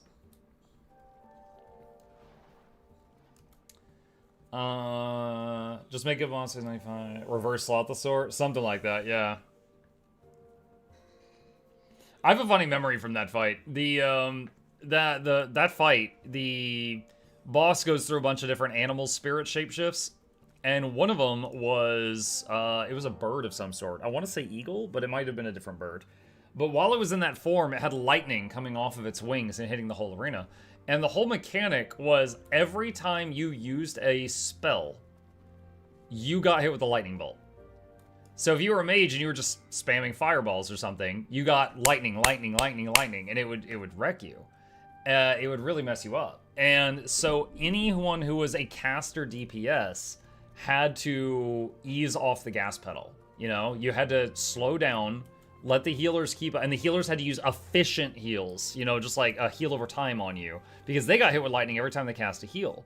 So you let either the physical DPS phase it out of that, or you just like go very lightly or wand or something like that. And I remember at that time, I was playing this build I had made up, and this is Burning Crusade, so a lot of Warlocks were playing a build called like Dest Sack. And the sack was for sacrifice, and the dest was destruction. And basically, you would sacrifice, you would summon a pet, like a succubus or something, and then sacrifice it for a big damage buff. Then you would just spam Shadow Bolts. I was doing what I called AFSAC, which was Affliction Sacrifice. And I would sacrifice a pet, get the big damage boost, and then I would just do lots of dots and spam Drain Life instead of spamming Shadow Bolt. And it was slightly less damage, but it healed itself for 100% of the damage it dealt. And on most fights, I was like, you know, often like, you know, top 5 DPS, but not top DPS. But on that fight, I kept going. I could get hit with all the lightning and it didn't matter. Because it was like I was out healing the healers, but only on myself. And we had this one mage that had a huge ego problem. And whenever he started, like, losing first place on the meter to me on that fight, he would start unloading, like, popping cooldowns, and just getting barbecued, and he would start screaming at the healers. And they would just scream back, and they'd be like, what are you doing? And he's like, I'm not able to do damage, do your job. And they're like, do your job, stop. And I'm just over there like, lol, lol, lol, lol, lol, lol. Oh, man, dude. That guy, he was just one of those people. Big damage, big ego. Yell at the healers when you're eating scrit. Yeah, exactly. Big damage, big ego. All right. I don't know if I'm going to do it today or tonight, but I think I might have all the mats to make the third club journey now. I hit 25k AP just now. Nice, Zonix. Congratulations. Another clobber. Yeah. Let me see. It's not going to be updated with the item I just got, but this is going to be from like a few minutes ago. I need more Ursus Obliges. That might be the last thing that's throttling me, is the Ursus Obliges. 30 gold, 400 gems. Nice. Time to sniff. Eat currencies. If I have enough left over to eat, I can. Om nom nom. Alright. I think it might be time for the roller beetle thing. That I put in the stream title. Let me head over to Gandarian Fields. Alright. I need some help, chat. Not therapy. Okay, so. For those that don't know, I occasionally collab with other creators for Guild Wars 2 stuff, and there's one I'm doing right now. And the one that I'm collabing with right now, we are making a guide for a Blish HUD module. If you don't already know, I have done many. If you do exclamation Blish, there are many, many guides I've made for their team. And one is called Racing Meter. Now, Racing Meter is what we're going to be messing with today. I've already written a script, which is the longest part of this process. Racing Meter does this. It gives you a dashboard, like for your car, while you are playing, which it gives you lots of different information. And for some people, this is going to be like whatever. They're not going to need this. For others, they're going to find this amazing. So this is going to be one of those type things. Now, to really show what this can do, well, no, let me rephrase that. To show one of the features of this, I need help. Is there anyone here with Blish HUD who would not mind downloading this add-on and kicking my butt in a race? You'll be immortalized in a video.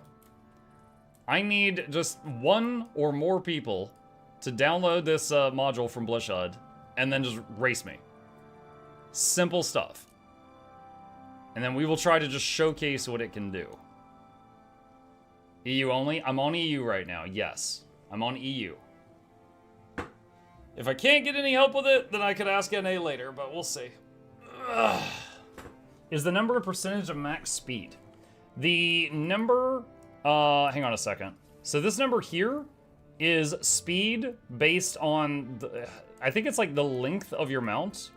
Like, it's related to your mount's size. So, like, the speed for a skimmer is not the same as the speed for a warclaw. So, like, if I do roller beetle, you can see it there.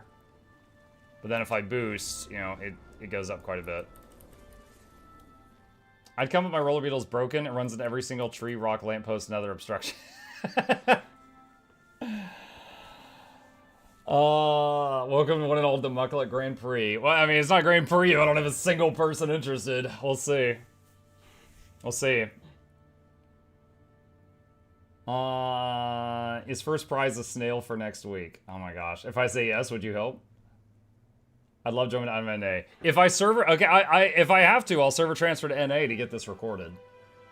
I got Mahuyo and Darth Ball said that they would if I go to NA. If the Europeans won't help. Offer butter for the winner. Do I have any butter? That's so weird. All right, a stack of butter, 10 gold of butter to the winner of the race.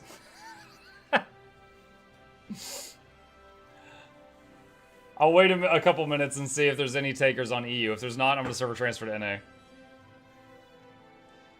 Can you customize that meter? For my liking, it's too high. I'm not sure. I haven't seen a setting for that. Can I get you to play Thymesia if I get last in the race? I'm very confident in my skills. Dude, I want to play Thymesia. However, tonight is going to be, after Guild Wars Tuesday, is going to be Kingdom Come Deliverance 2. And I'm going to be doing that a lot this week. Thymesia is on my radar. I want to play it.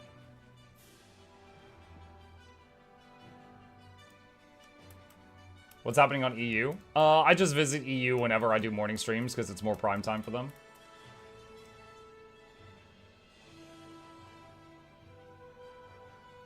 I just checked, you can change the vertical position of the meter. Okay, nice. All right. Okay. I had 2 people tell me they would help if I was on NA. So I'm going to swap to NA. I'm trusting that you'll help. So I'm going to swap to NA right now. And that'll just take like 60 seconds. Ah! Sega! It's the Bandai Namco thing. Okay. Hang on a sec. We're giving that a moment. And then I'll hop back in. My point of criticism be already meter covering my mount and I can't see the road properly. I used to be good at Beetle racing. I feel like all that skill is gone though. I mean, I can turn left. The goal here isn't to be great. The goal here is to just be functional and showcase what the add-on can do. That's basically it. All right, trying to log back in. Give me Muck a coffee. Sure, there you go. Little guy's got a coffee. What's the add-on called? Racing Meter.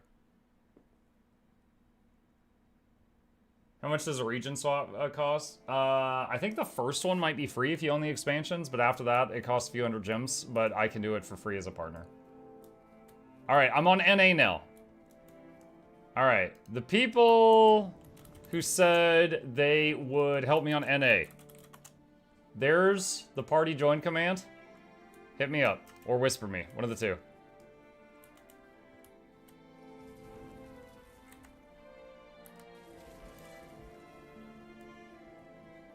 Imagine the pebble your Beetle crash on and your drift is bleh. Your drift is bleh.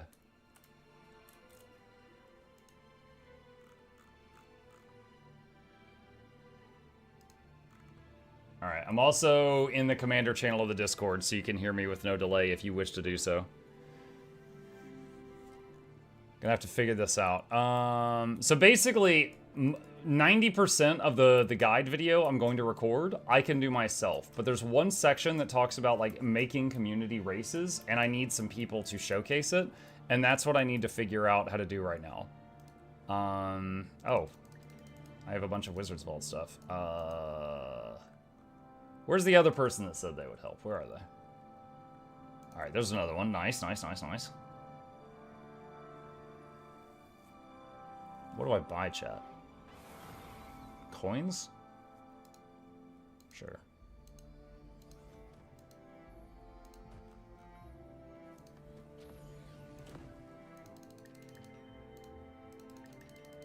Full gun. Coins, then laurels.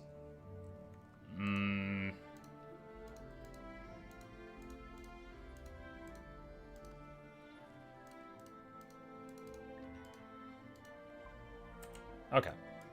All right. Once again, the 2 people that are in the group, if you want, I'm on Discord. If you want to hear me in there while we figure this out, hopefully we'll just take a couple minutes here. Why is my mailbox full? Wait, what? Chat, the other day I did a giveaway, and one of the winners had me blocked. And everybody in chat berated him for having me blocked but winning the giveaway, so I couldn't even mail him the prize, and he sent me an apology mail with some random stuff. Okay. Alright, let's figure this out. Vantage mod. Oh, here we go.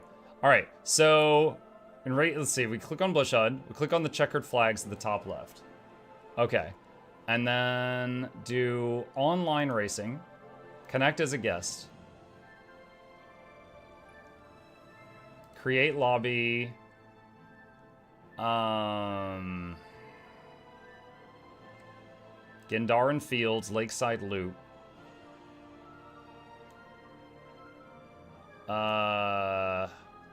Lobby ID.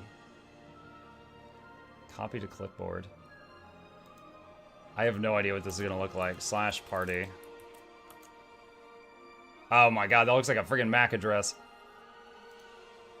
No race set. What? I'm trying to set the race.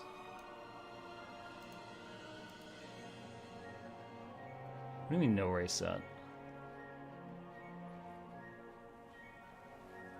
Why?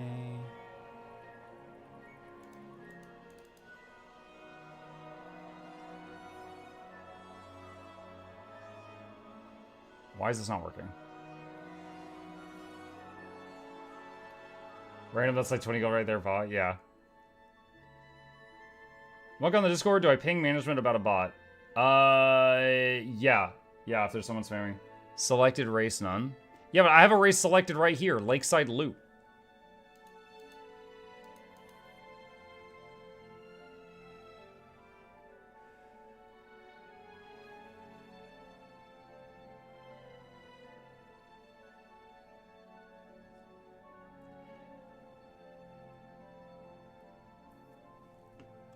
There's not that many buttons on it. So back to racing, update nickname. Mukluk. Getting a red error if you've been trying to connect as a guest. It's cut off, but it says Vice Collection from Assembly Microsoft. What? What's the module name? Racing Meter. It's called Racing Meter. No race set. Hey, hold on. Back to racing. All right, what if I go here, Lakeside Loop, and I hit run this race? Okay, so it just loaded Lakeside Loop. I could see it there on the map, or in-game. What if I then went to online racing, connect as guest, create lobby, Gendaran Fields, Lakeside Loop, no race set. Hang on, let me message this guy. Let me see. Hey, are you available for one man? We are on stream with some folks trying to figure out the online racing and can't get it to work. If you have a minute, you can glance and see if we are missing something. All right. This is actually perfect Q&A. I appreciate you guys, you two, being here to see what's going on, because this is this shows what another end user in the future might hit as a snag. So either I'm doing something wrong, or there's something going on with the software. Can't even screenshot in game because Bloodshot isn't in game. If you're on Windows, you could do Windows key Shift S and then drag a square on the screen, and it takes a screenshot of the square. Racing Meter, you're on NA. Shouldn't you be using Racing Mile?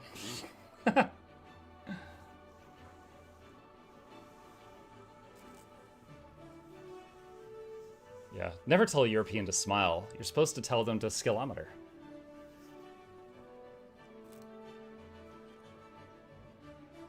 Okay.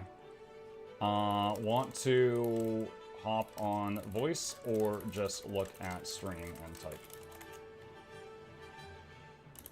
If we get on voice, stream would hear if you are shy. Okay, cool. The dev is available. Hang on. I have the snip tool in my taskbar. So do I. Yep. I have snipping tool. I have the snipping tool in my taskbar, and also that. Either works. Okay. All right. Hang on a sec. I'm gonna call this guy. This is the dev of the module. All right, starting voice call. Hello. Hey, can you hear me? I can't. I will turn you up on my end. Can you hear me? Okay. Yeah. Okay. Is it Gera or Jera, by the way? Since I have you here. It's Hera. Hera. Oh, nice. I'm wrong in every Yeah, Friggin' wait. most Oh. people get it wrong who speak English. Oh my gosh, friggin' Americans. Okay. All right, so I've got your thing up here. I have a couple of volunteers that have kindly agreed to beat me in a race for a stick of butter, and we're trying to get it to work. Nice. If you can see the stream, I went to online racing. I'm at Darren Fields. I selected Lakeside Loop, and if I hit start race, it says no race set, but I have Lakeside Loop selected. Okay, So, hang on. The stream is loading. okay. Did you right-click the race? Right-click the race? Yes. You have to right-click. No, that's okay. I didn't expect that. I just left-clicked on it and had it highlighted. Yeah, no, you have to right-click it. That's odd, but okay. All right, right-click, set race. I'm pretty sure I typed that. No, for you totally might have. It's just not. If I forgot it, it's just I don't find it intuitive. Yeah. But I okay. got you. All right. So right click, set race. Okay, I can see the bubbles everywhere. Okay. All right. So I think they. Okay. So to the other 3 people in the party, can you guys? What is the easiest way to send them this? Because if I copy to clipboard and I paste it in game, it looks like just a massive block of text. If you get in a squad, you can set it as the squad message, and they can copy paste it from there. Okay. Copy to clipboard, edit squad message. All right. Okay, to the people in my squad, I have set a squad message with the invite ID, the lobby ID, for our race. If you could try that. How are you? Let's see, update nickname, change it to Mukluk. There we go.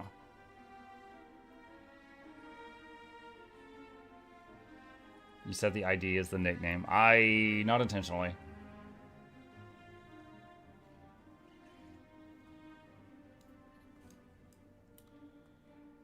No, I think that's a different ID. It's a random. I think he gave you a random name because you didn't set one. Oh, okay. Yeah, Darth Maul, stupid. Let's see. Getting an error. I sent you a DM in Discord. You did? Okay, hang on a second. I will copy paste this to Addon. I'm sending you a picture. Let me see. Oh, that's weird. I think that...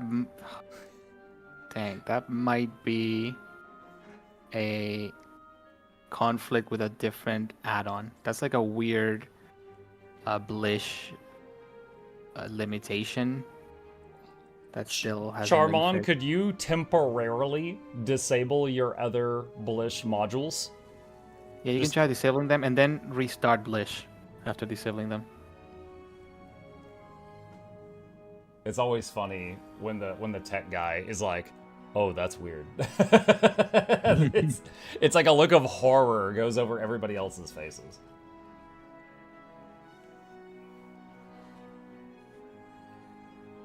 It's like when you have the electrician over and they're in the other room and you hear, "Oh, that's interesting." Okay, what about the other 2 folks in the group? So my stream is delayed, but I see one other person joined, right? Gatekeeper.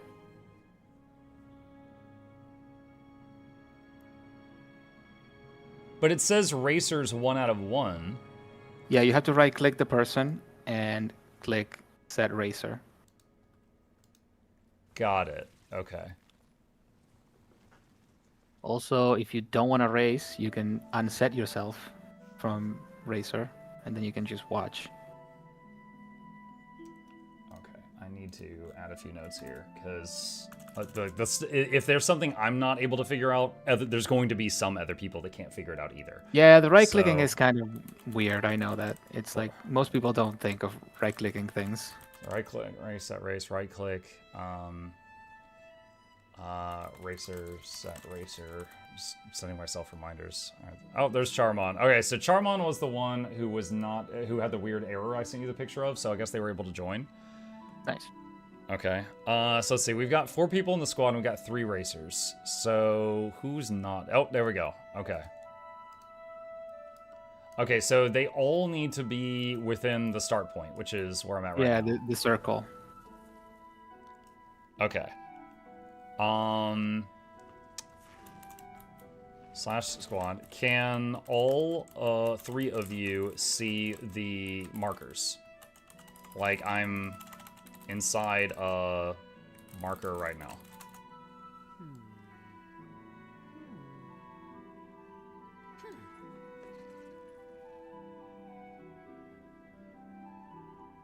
I see bubbles with arrows. Yes, perfect. I see marker on you. Okay. All right.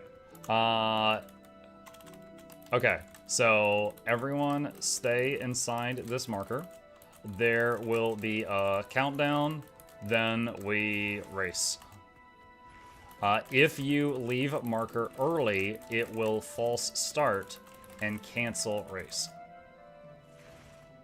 See, I did read your messages, Hera. Yeah. Don't Good remember job. everything, but I swear I read them. Well done, well done. All right. Okay, so I hit start race. And then we go. All right. So right now I'm in 2nd place. Show me! I'll get Noxxi to put like deja vu over this or something.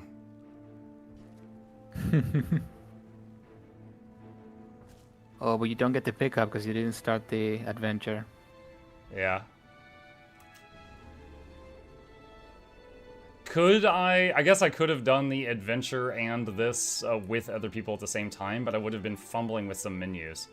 Yeah. Question for you. So, like, when I hit the start race button, it actually was, you know, a busy couple of seconds where I was trying to close the windows to start doing the race stuff. Is there a way to increase the countdown time from 3 seconds to something more than that? No, there's no way to increase it now. Okay. Like, I mean, I think for it's- the other people, yeah. it doesn't matter, but for the person who's setting up the race, if they're also racing, it's a busy couple seconds. I think if you get used to it, it's just clicking a button and then hitting escape to close the window. Ah, 2nd place. Now did that record the ghost thing for the ghost tech? No, it doesn't. This is completely different. It doesn't record ghosts. Gotcha. Okay, so hold on, where's the racing thing? Let's see. So Charmon won. All right, where's Charmon? I owe him a stick of butter. Stick of butter? Yeah, like no one, I was like, hey, can someone help me test this add-on? No one responded. And then someone's like, you need to put up a prize. And there's a meme on the channel that like butter is a prize. And a stack of butter for some reason in this game is worth 10 gold. So I was like, all right, stack of butter. And then suddenly 3 people showed up. Okay. Okay, 10 gold is something at least. 10 gold is 10 gold. Why can I not trade with you? Or I would assume, dude, I'm looking for the trade button. This game doesn't have trade. What am I doing? I'm playing too many games right now. Guy who's made over 100 guides for Guild Wars 2, looking for a window that doesn't exist. Mail item. All right. There you go, Charmon. I sent you butter. Okay. All right. So there we go. All right, I'll have to definitely adjust the text in the bit I wrote about this to include those right clicks. But I think we've got the footage we need now. And you've got some feedback of some snags we hit if you wish to do anything with it. Yep. All right, I think we're good. Thank you. All right, thanks, man. All right, have fun. Bye. Later. Okay. All right. So there's that. Thank you to the racers. The next features I need to record do not require multiple people. So Charmon, a friendly reminder if you wish to put your modules back to how they were before, you can do that. Next thing I'm going to do is I'm going to leave the squad here. And I need to adjust this text here. All right. So this is the script I wrote. Where's the part? Let's see. Start by connecting to the server. If you don't have an API key registered to BlishHUD, you can just connect as a guest, then click Create Lobby. On the users panel, you see yourself marked with HR. That means H equals host and R equals racer. As a host, you can right-click users to mark them as host or as racer individually. Only users marked as racer will actually take part in the race. As a host, you can also right-click a race to set it, change the number of max users allowed in the lobby, or change the number of laps to run. You'll also see a... Wait, what? Hold on. Yeah, I didn't do that.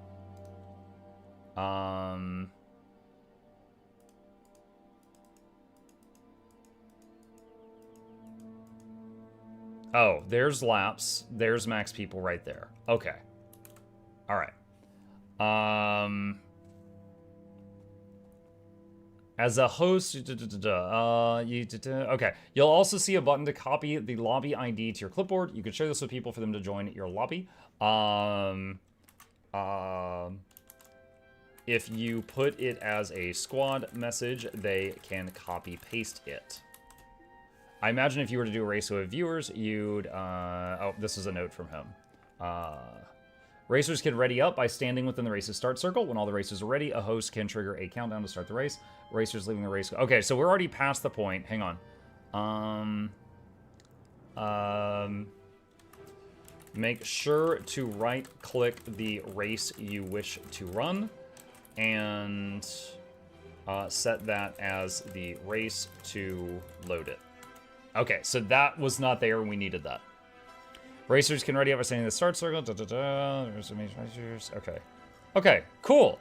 All right, so I can delete those two notes now. All right.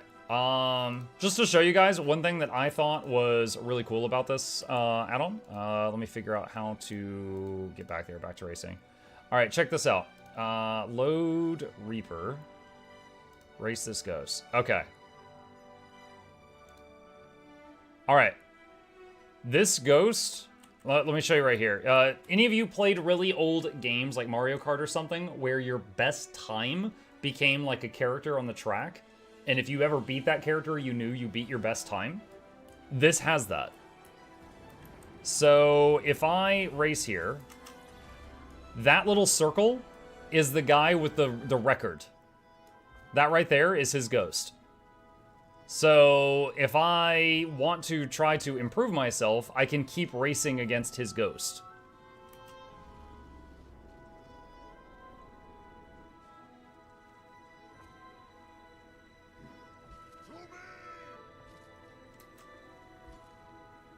I think I picked the top one. Since I'm keeping up with them, I don't know. But yeah, anyway. It's a pretty cool thing. So if I like slow down and stop here, you can see him on the map too. All right. Sublime! If you want to know what module causes issues running at the same time, or at least blocks the online racing from working. Which module was it, Charmon?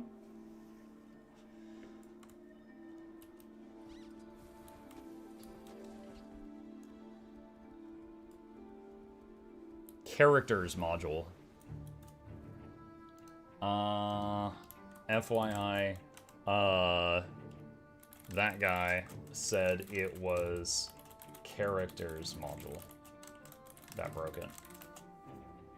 Okay, done. All right, so now what I need to do is essentially go through this and record each thing bit by bit. When do we get a Muck blurry emote? I feel like a blurry me on an emote would just look like a censored or something. Okay. All right. So, this part. Now, I just need footage of me doing the stuff that Noxxi will need for the module. So, unload Ghost, unload Race, and BlishHUD.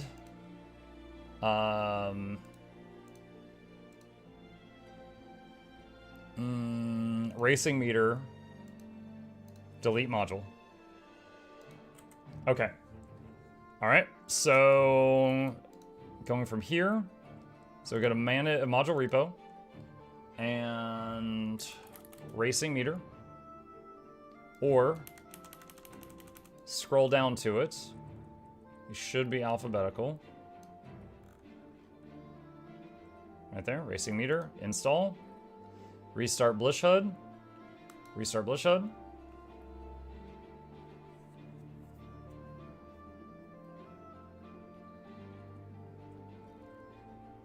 And just waiting on it to reappear up here.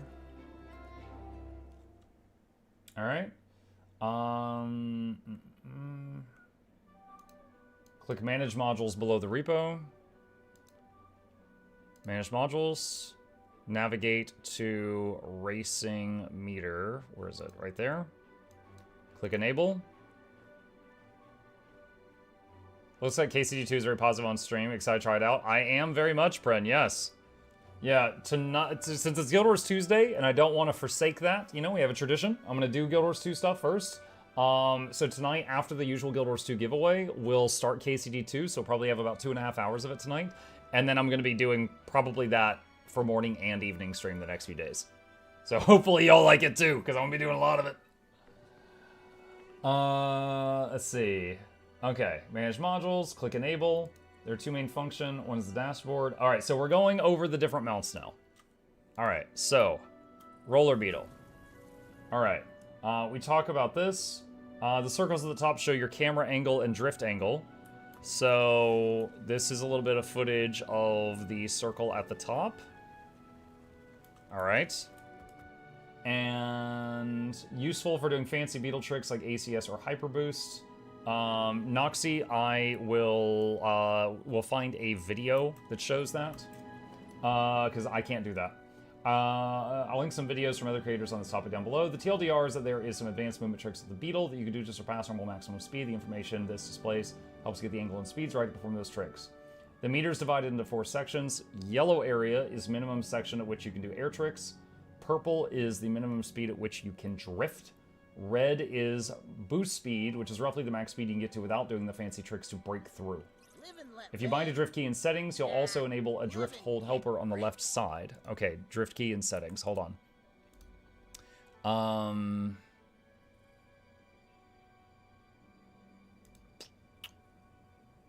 Racing meter.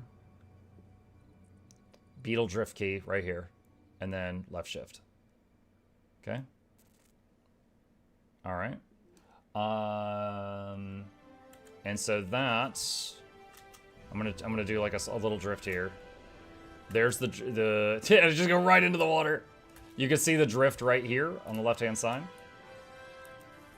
So there's the drift meter. Okay. All right, Warclaw comes with standard speedometer, which shows forward speed, acceleration or deceleration, and the vertical bar on the side shows vertical speed, how fast you're rising or falling, which is helpful for perfectly timing double jumps. Seeing your falling speed is useful because the mastery... Okay. Janther Wilds, Warclaw, Feline Reflexes. Downward velocity increases jump height. Downward velocity. So how fast you're falling increases how big your jump is when you air jump with the Warclaw. So with this add-on, this right here, when this bar fills with, I believe it's purple, that's maximum air jumps.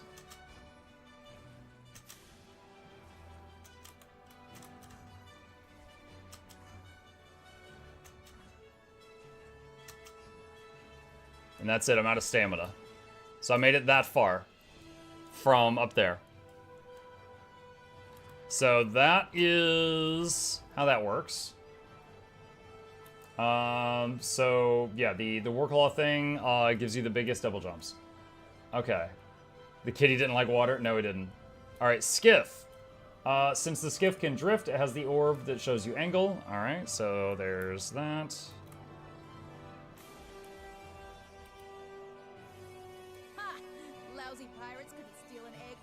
All right, there's that. Shows max speed for each of the speed settings. Oh wait, no, this is Skiff. Skiff. Hang on a second. I'm on the wrong thing. All right, there we go. All right, Skiff. All right, shows max speeds for 1, 2, and 3. So 1, 2, 3. And do that.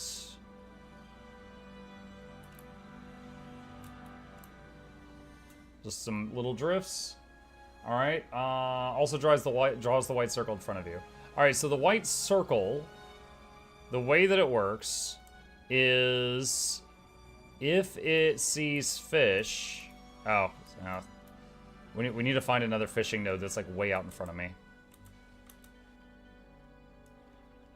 All right. So that white circle is basically if I slam the brakes, where will I stop?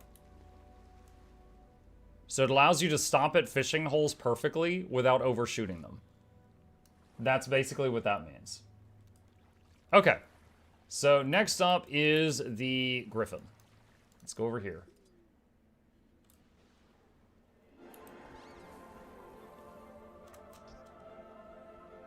Let's get some height.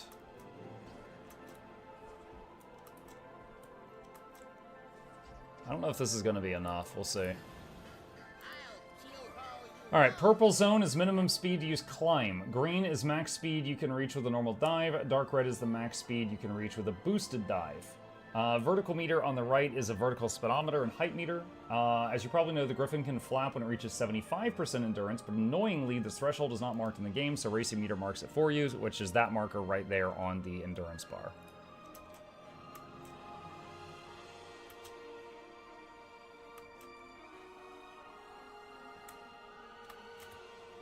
Nope, it wasn't high enough. I couldn't pull up in time. Draconis Mons would do it. Where's Draconis Mons? I could do it from here. Don't you need people on your skiff screaming at you to go faster? The max speed with people screaming at you is higher than max speed without, yes. But I don't need it for showcasing this. Oh my god, are you serious? Okay, there we go. Come on.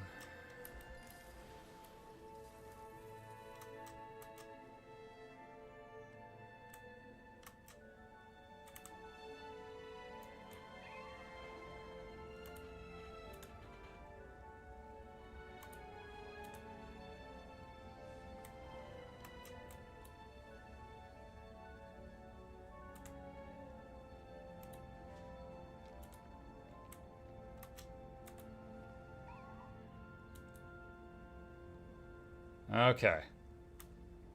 Think I've shown what I need to for this so far. Alright, is there an option to adjust the line on the Griffin endurance meter? It's not adjusting to my UI scale. I don't know. I don't know. Let me see. Hang on.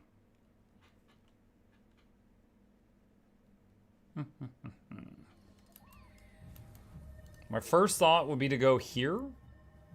The racing meter section right here.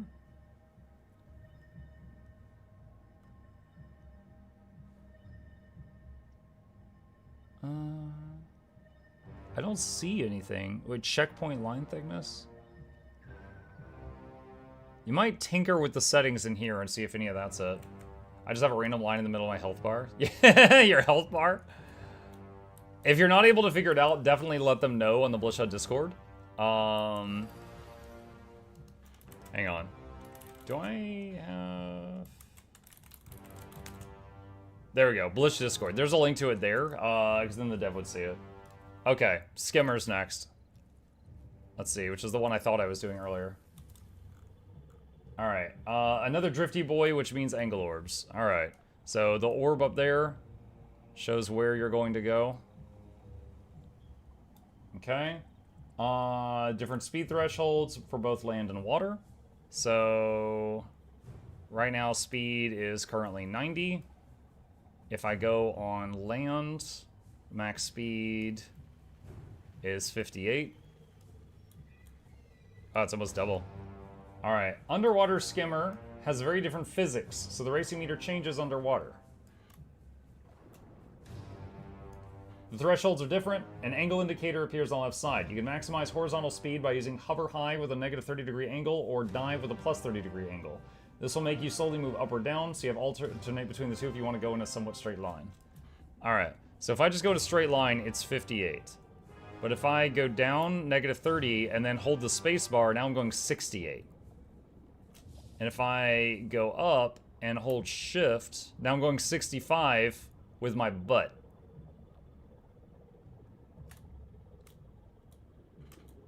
Interesting. So by going down and holding space or going up and holding shift, you actually go faster than just going straight ahead. Okay. Siege turtle. That's right, chat. We got a racing meter for siege turtles. There we go. We got the drift rings and also speed.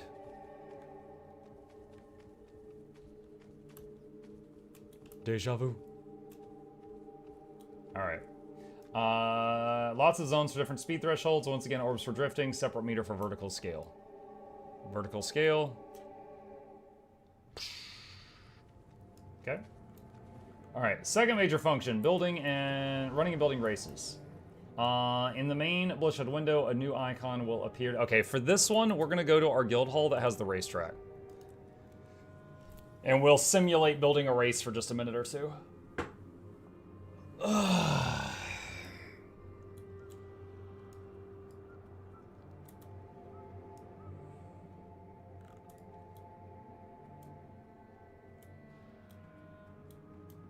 Someone moved this one. And it messes with me here. I don't think this is where the race was meant to start.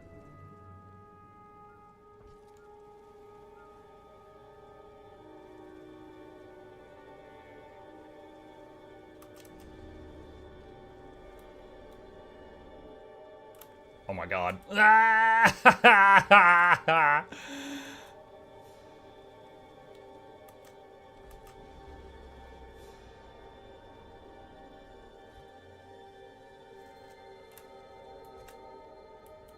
Ugh. I mean, I guess that works. Yeah, when this race was first built, that was where it started.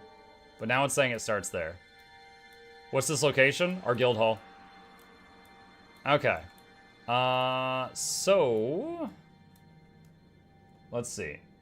You can click a zone and race to load it onto your map, allowing you to practice races that are not currently available, or even if they are available. Ah, shoot. Okay, so for that one, I need to go... actually, wait. Earlier when I raced against the Ghost in Gandaran Fields, that works. Hold on. I don't want to make Noxxi have to dig for that footage. I'll just generate it again. All right, so we come over here, click a zone, and race to load it onto your map. All right, so let's go back over here to the race guy. And Blish, racing meter, Brisbane, no, Gandaran Lakeside Loop. Run this race. And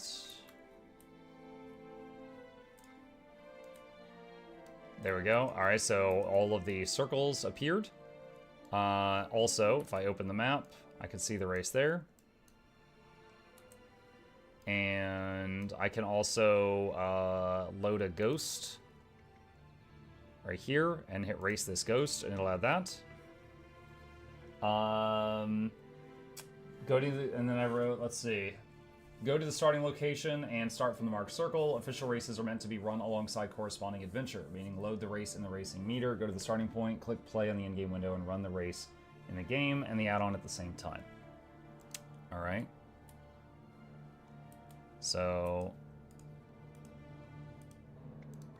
sign me up. And, all right, here we go. And there's also a ghost of someone else we're racing right now.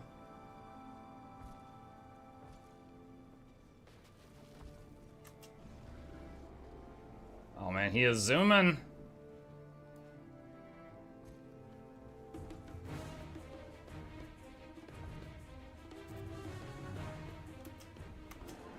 Yo, he's zooming, oh my god.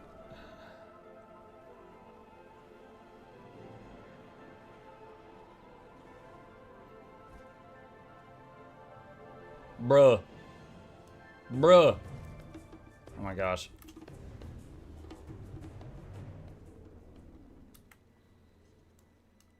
He's way up here. He's like a quarter of the race ahead of me right now. All right, anyway, there's that. Associate Wars. When you're running a race adventure, you can quickly restart it. Go back to the beginning by clicking the X at the top corner and clicking reset. Oh, yeah, okay. I should show that real quick. All right, so if I talk to this guy and hit count me in, and then I start racing, and then I'm like, you know what? I don't want to do this. Wait, where is the X? Wait, what? There's usually an X up here. Where is it?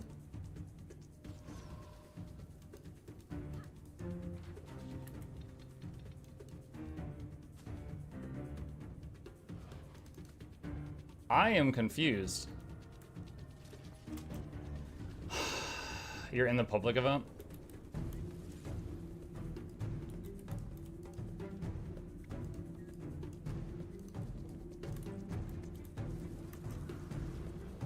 There we go. All right, that's the one. That's the one.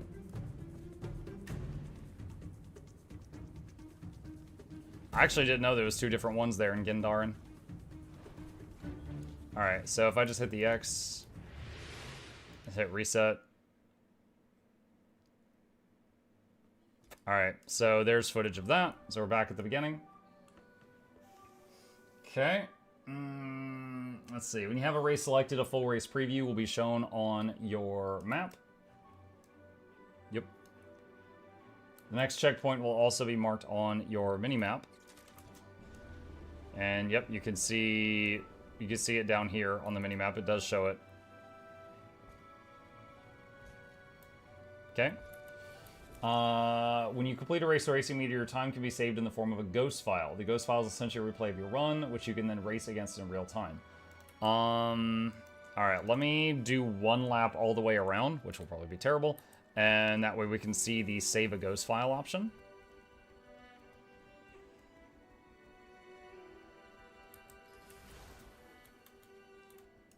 So let's go back here and unload ghost. Just to hide my shame.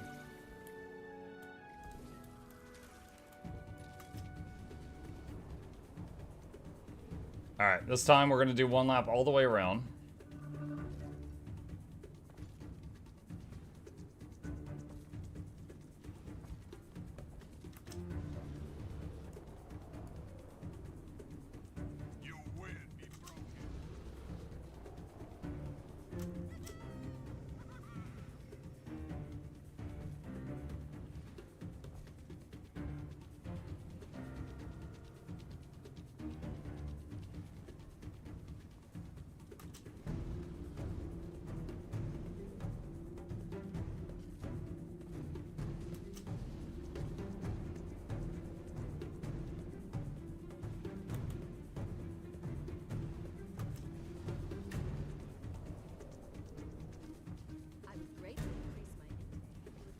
What? Oh my gosh. No. I hit a pebble. I lost all my speed.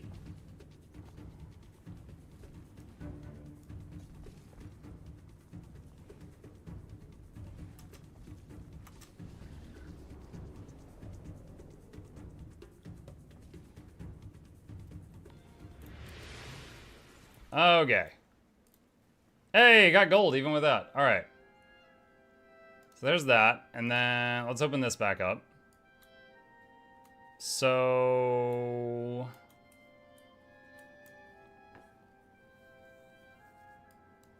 did it save that?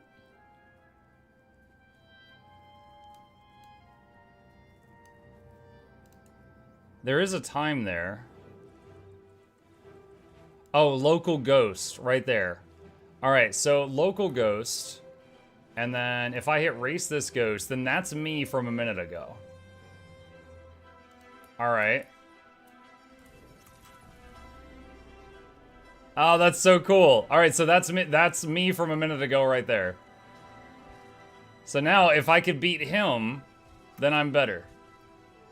I've gotten better. If I lose, I've gotten worse. Oh, see, I missed the boost. There's no way I'll beat him now. No, he's unstoppable. Mukluk is too strong. Okay. All right, there we go. We've got footage of that now. Let's see. If you have an API key registered on Blisshood, you can upload your own times to the leaderboard as well. All right. So for that...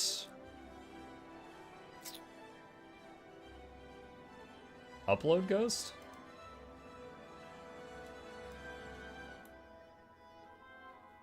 I don't know if that's how it works. Is it just that button? Hey, I'm in 15th place! Woo! There we go. I'm on the leaderboard. I've successfully done that. Alright. Let's see. Not sure about Guild Wars 2 TOS, but it's an overlay, so it should be saved. Yeah, it's this is part of Blisshood? Yeah, this is part of Blisshood. It's an overlay. It just projects image above the game. It doesn't inject anything into the game, and it's completely okay with their TOS. As someone in chat said, I am an ANET partner, so I have a lot to lose if I were to break their rules knowingly. If they decide that they no longer support Blisshood, I would take it off and I would let everybody know. But right now, they're totally fine with it. They have been up to this point.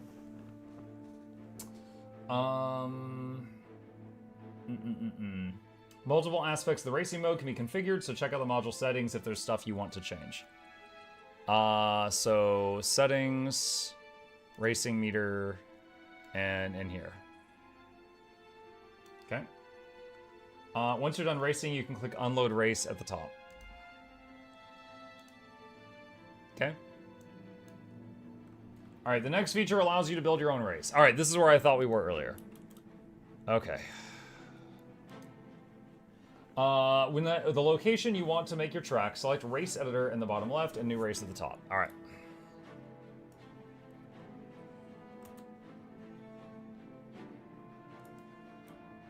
Wow, I'm just someone now? Oh my gosh. Whoever you are, coming in here for the first time, guilt tripping me.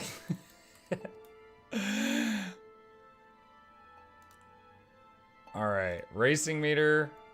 Alright, so... Race editor. New race. And... when making checkpoints, just click, you can click snap to avatar. Okay.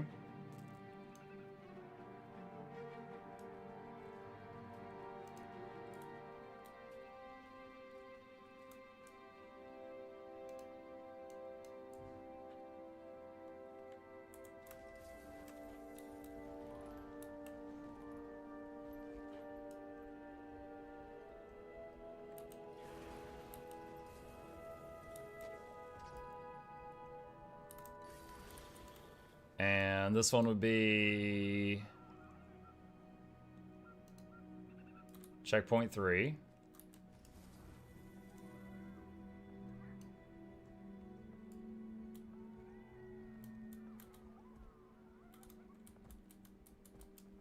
And this would be checkpoint 4.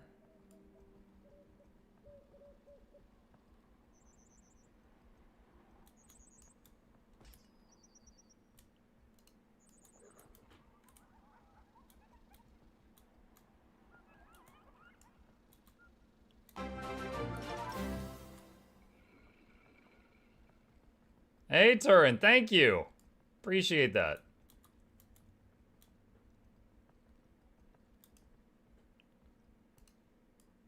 Okay, that is decent. All right, so we've done a handful of checkpoints there. It's really easy.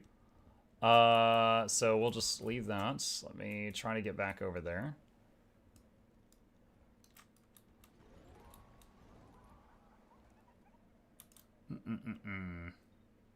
Mug, will there ever be a giveaway for the Europeans who can't stay up overnight? I just did a 2,000 gems giveaway on Twitter. I did.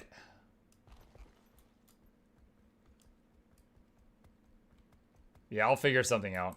I'm planning on giving away the Cloviorn, the Klobjarni that I got. Once we get, we're almost at 100,000 subs on YouTube, and I want to celebrate that.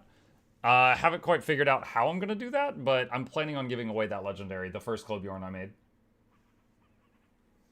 250 butter giveaway, but no one in the EU wanted to race Muck. It's true. It's true.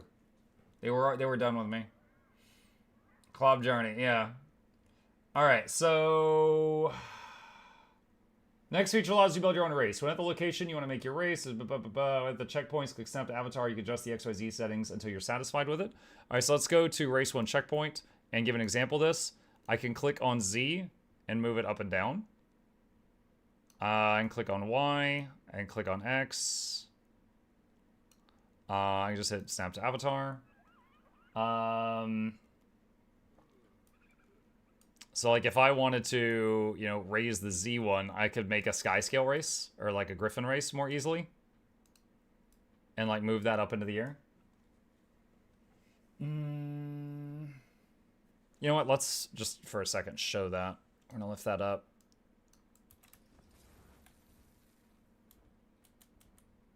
So there's that one.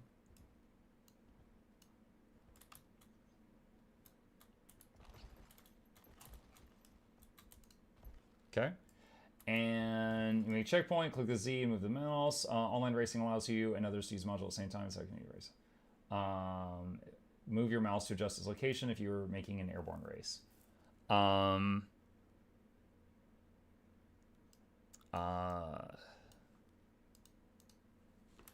You can click on any points and to adjust them. And test or save your race when you are ready to do so. All right, so if I hit test race, then it turns into an actual racetrack.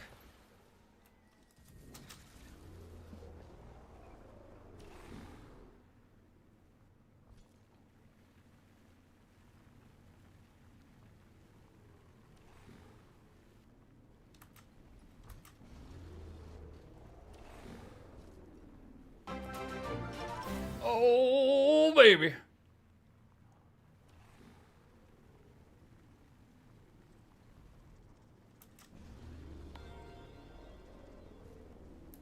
There we go. Okay. Awesome. All right, so there's that. Online racing allows you and others to use the module at the same time, so community races. All right, so this part I think I've already done. Noxxi, if you're hearing this in the future, then this was the part we started with, which was doing an online race with other people. Think that's basically it. Okay. All right. At this point, I think all I need to do is record myself reading the script and my guy doing like the talking emote and stuff like that. Let's see, back to editing, back to racing, and done with that. Okay. Wally Man, thank you for the Prime sub. Appreciate that. Welcome. You don't have to say it properly now that you've ruined phrasing. Oh my goodness. All right, so now the question, chat. If we've got my guy doing blah, blah, blah, talky, blah, blah, blah, where do we do it at? What area just speaks roller beetle racing to you? Where do I record myself standing around for this guide? I could do it in Gandharan next to the roller beetle racers. Guildhall track? Can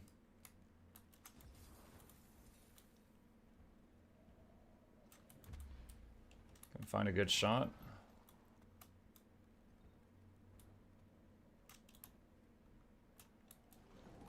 Right at the tip of a ramp to the track.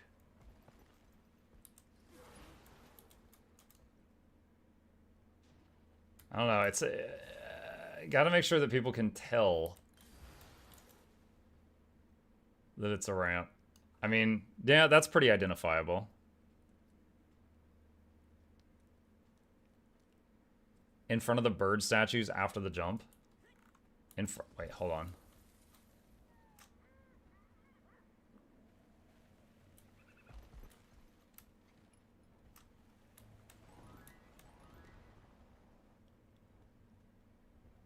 here?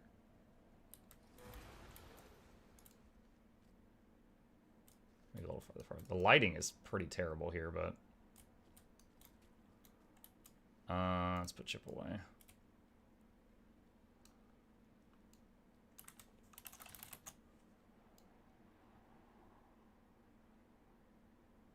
It's a decent spot, but the lighting is awful right now because it's the time of day.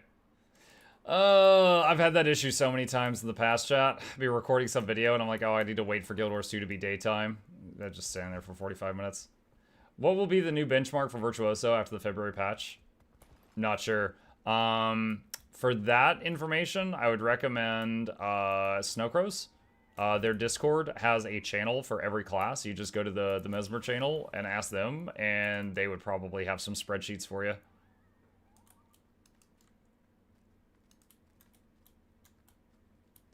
Guild halls need time of day change like Homestead. Yeah, it would be nice. Okay. I could use this.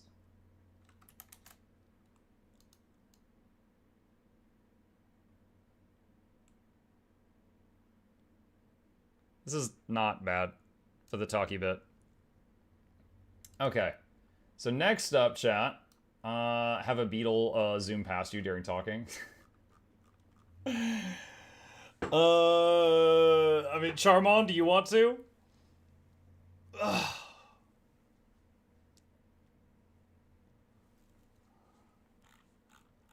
Oh, that might be a funny blooper at the end of the video. Is my guy just getting, like, just run over by a beetle? I guess. You know, if you're not passionate about it, don't worry about it. Alright. Let's do this. Because I need to finish this project, move on to the next one. Alright. Okay. Here we go, chat. I'm going into recording mode. Let me... patrons, please don't make sounds. We're going to pause alerts. And we're going to go into... Let's see. Game only. Go to that one. Alright, here we go. Alright. Okay. Future Noxxi, this is going to be the video for racing meter. I'm going to get you a few shots of my guy just talking first.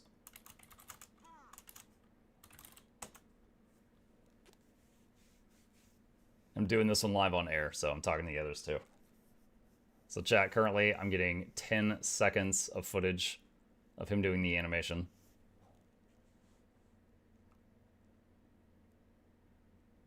Alright. Another 10 seconds of footage. Mad Max mug. Witness me! I wonder if we could fit the witness me meme in here somewhere.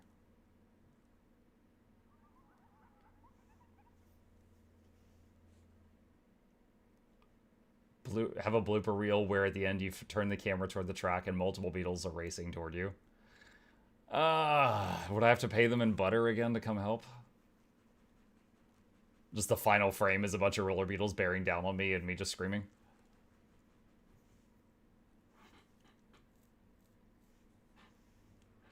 Alright. There's your talkie animations. That should be adequate. Next up is reading the script. Alright, also, Noxxi, if you haven't already seen it,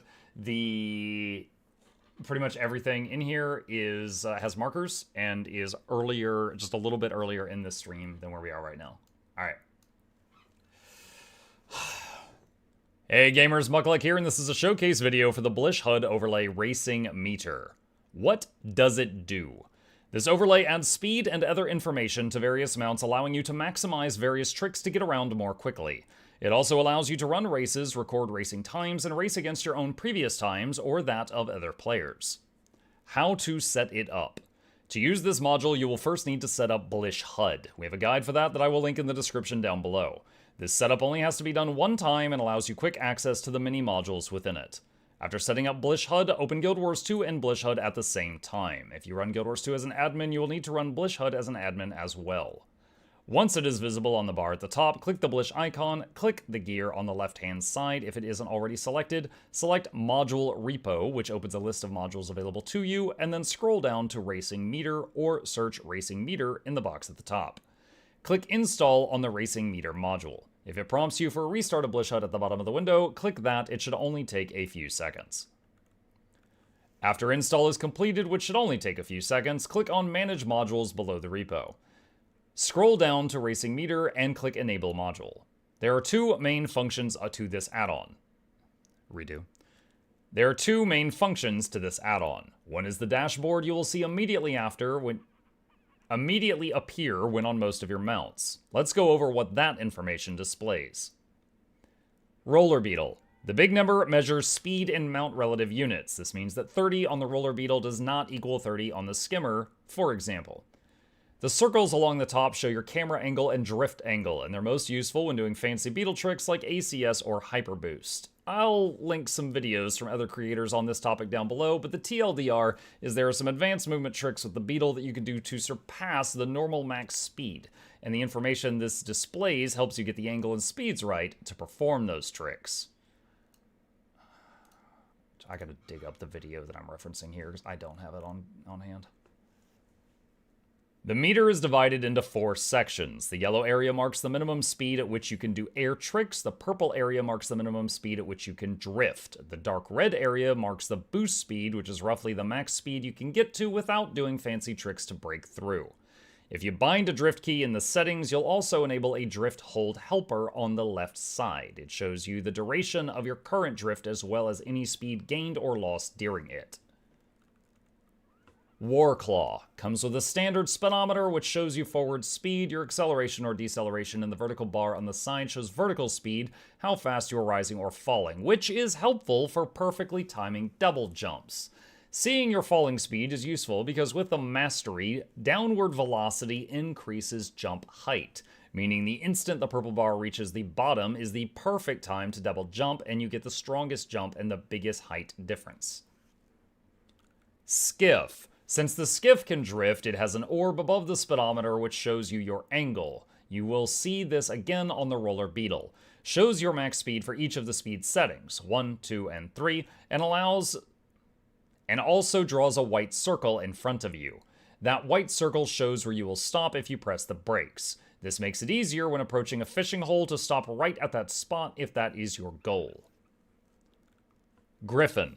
The purple zone marks the minimum speed required to use the climb ability. The green zone is the max speed you can reach with a normal dive, and the dark red is the max speed you can reach with a boosted dive, which means dive plus flap. The vertical meter on the right is a vertical speedometer as well as a height meter. Also, as you probably know, the Griffin can flap when it has about 75% of its endurance bar, but annoyingly, this threshold isn't marked in the game, so Racing Meter marks it for you. Skimmer. Another drifty boy, which means angle orbs. The different zones mark different speed thresholds, both on land and in water, and there is a vertical meter similar to the Griffin's. The underwater skimmer has very different physics, so the meter changes when you're underwater. The thresholds are all different. Also, an angle indicator appears on the left-hand side. You can maximize your horizontal speed by either using hover high with a negative 30-degree angle, that's spacebar while looking up slightly, or dive with a plus 30-degree angle. That's the shift key while looking down slightly. Hey. Thanks. I'll just set it down for now. Okay, hold on a sec. Alright, I'm going to redo this. You can maximize your horizontal speed by using hover high, that's the space bar by default, with a negative 30-degree angle, or dive, that's the shift button by default, with a plus 30-degree angle. This will also make you slowly move up or down, so you'll have to alternate between the two if you want to go in a somewhat straight line. Today I learned. Siege Turtle. Lots of zones for all the different speed thresholds. Once again, orbs for drifting and a separate meter for vertical speed.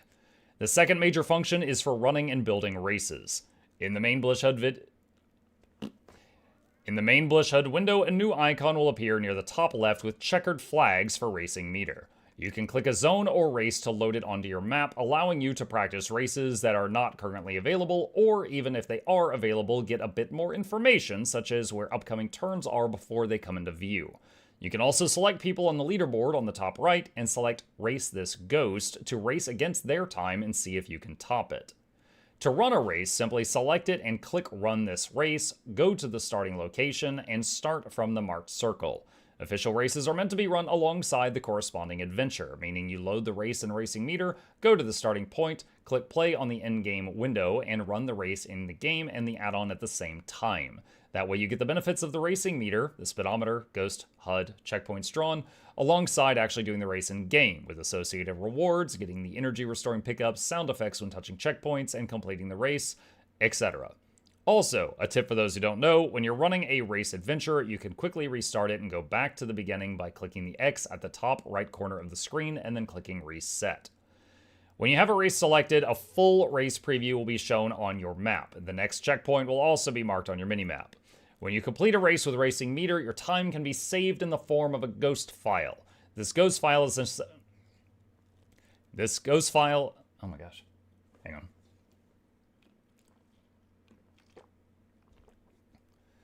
The ghost file is essentially a replay of your run, which you can then race against in real time. You can select times from the racing meter leaderboards to race against their ghosts too, and if you have an API key registered on Blish HUD, you can upload your own times to the leaderboards as well. Multiple aspects of the racing mode can be configured, so check out the module settings if there's stuff you wish to change. Once you are done racing, you can click Unload Race on the top right. Alright, last section. The next feature allows you to build your own races. When at the location you want to make your track, select Race Editor in the bottom left, then New Race at the top, and create checkpoints. When making checkpoints, just click Snap to Avatar. You can adjust the XYZ settings until you are satisfied with it. For example, you can make a checkpoint on you, then click the Z and move your mouse to adjust its location if you are making an airborne race. You can also click on any points to adjust them and test or save your race when you are ready to do so. Online racing allows you and others to use the module at the same time and set up community races. Start by connecting to the server. If you don't have an API key registered on Blish HUD, you can just connect as a guest. Then click Create Lobby. On the Users panel, you'll see yourself marked with HR. That means H is host and R is racer. As a host, you can right-click users to mark them as a host or as racer individually. Only users marked as racer actually take part in the race. Make sure to right-click the race you want to run and set that as the race to load it.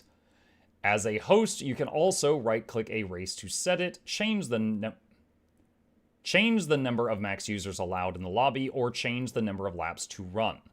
You'll also see a button to copy the lobby ID to your clipboard. You can share this with people for them to join your lobby. If you put it as a squad message, they can copy-paste it. Racers can ready up by standing with the race's starting circle. Racers can ready up by standing within the race's starting circle. When all racers are ready, a host can trigger a countdown to start the race. Racers leaving the circle before the countdown ends will trigger a false start and cancel the race. During the race, you'll be able to see a leaderboard with everyone's race progress in real time. And that about covers the main features of this module. If you have any issues with adding or changing any settings and them not showing up right away, disable and re-enable the module. If you get stuck anywhere or if this video did not answer any questions, please don't hesitate to join the Blish HUD Discord for any help with this topic, or check out the module page, both of which are linked down below. Happy racing. Happy racing! There we go. Okay. Alright, I need to find this. I need to find this. Hang on, let me see if it's still my YouTube history. This script feels like more like a class than a guide. I don't know. I mean, the point of the video is to be informative and also be educational. So if anyone gets stuck, they could just be like, hey, here's a video showing the whole process. And then if that doesn't help, come and ask us. And it's supposed to reduce the thousands of requests that people are asking the Blish HUD guys for down to a much smaller number. And then also I get a video out of it. So that's kind of where we're at. Okay, so let's see. History and search. Was it Roller Beetle? Let me just search Roller and see what comes up. I think this was it. those runs, you can only get a maximum of 87 speed. So hyper boosting there makes you go way faster and gains you a lot to do with your camera. That, what if I told you that there's 2.9 in order to compare the difference between chaining multiple ACS and not doing any new text at all?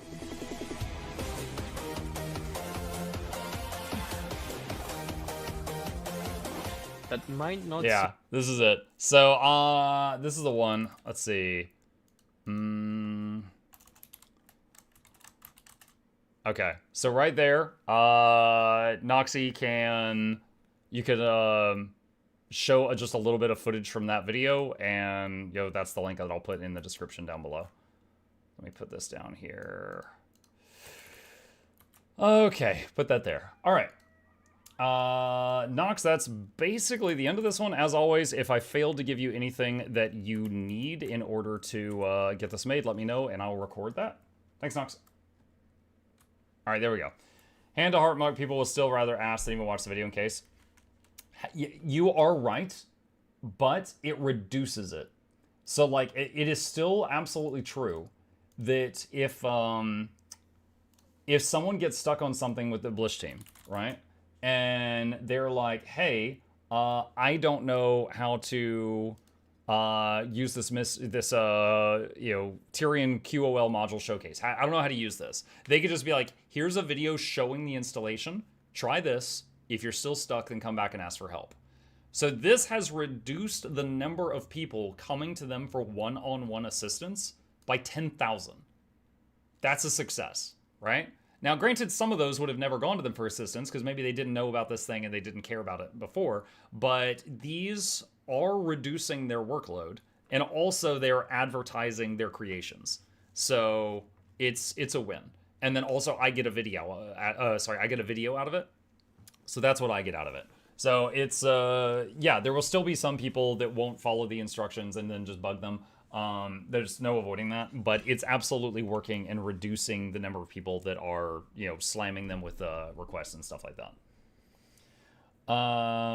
Watch 5 seconds of video, ask question, answer later in video. Yeah, it happens. It happens. All right, my wife brought me lunch while I was in the middle of recording that. It's probably cold by now.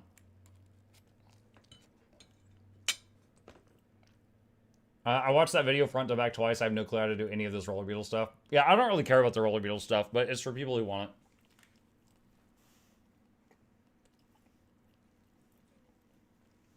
What you got for lunch? Gabe and I had a Tombstone pizza last night. This is a slice of that. I got a fork so I don't get it on my mouse.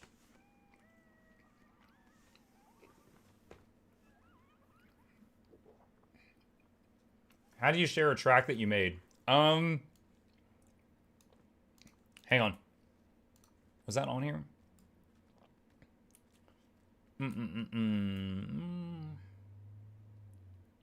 Race editor. I'm not sure. You can import one, so there's got to be a way to. Oh, you know what? I think I asked him this a while back. Hang on a sec.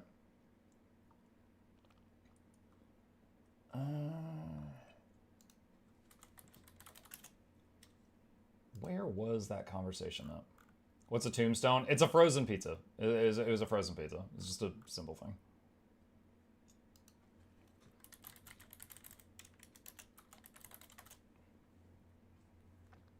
There are no export option, but the files are saved at the Blish HUD settings folder /racing meter /race data, named with the race's ID and a .race extension. Okay, so yeah, there is a way to take the file from your computer, give it to someone else, and they import it, and then they could see the race as long as they could go to that physical location in the game. So, like, if you made your own custom race that was all over Gandharan Fields, for example, it'd be like that. Tombstone pizza sounds like very hard uneatable pizza. Well, it was... Dude, in the... Let's see, hold on. Tombstone pizza. Hold on. Like, it's literally just frozen pizza. It's nothing crazy. It's like, you buy it at the store, and there's like a piece of cardboard, and then the frozen pizza on it, and then it's wrapped up, and then you unwrap it, and you throw it in the oven on whatever day you want it. It's just simple little cheap pizza. They used to have commercials, they'd go, what do you want on your tombstone? Like they were threatening you, but it was just like, pepperoni. Don't talk about pizza? Oh, too bad. Alright.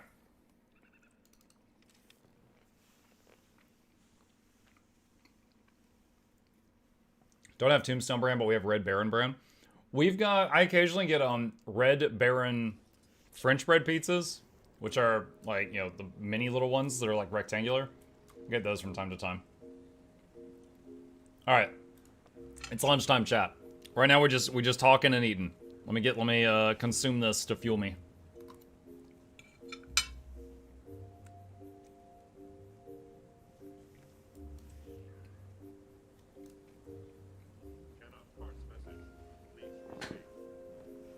Not Krusty Krab pizza. Didn't the Krusty Krab make burgers? Alert, my dad here. Is it? And he's gone. Oh my gosh, believe you chased your dad away that quick? What's lunch today? Reheated slice of frozen pizza from last night.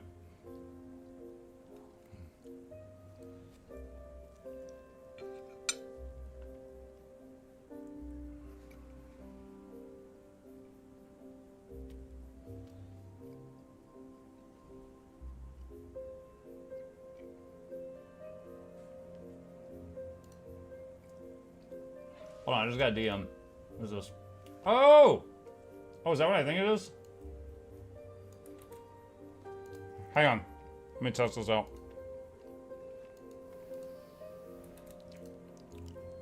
Nice! Oh my, look, chat. Look. I asked them, I was like, hey, I'm a very important potato. Could I have a key for your game? Because I want to play it. But if they had said no, I was gonna buy it. I just got it. It's also gold edition. I don't know what gold edition is. But that's awesome. That saved me a few bucks. Yes, they sent me this. Oh man, looking forward to it. I am looking forward to it, you guys.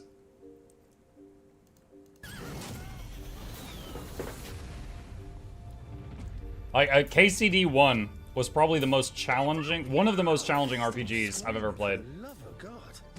I was a peasant.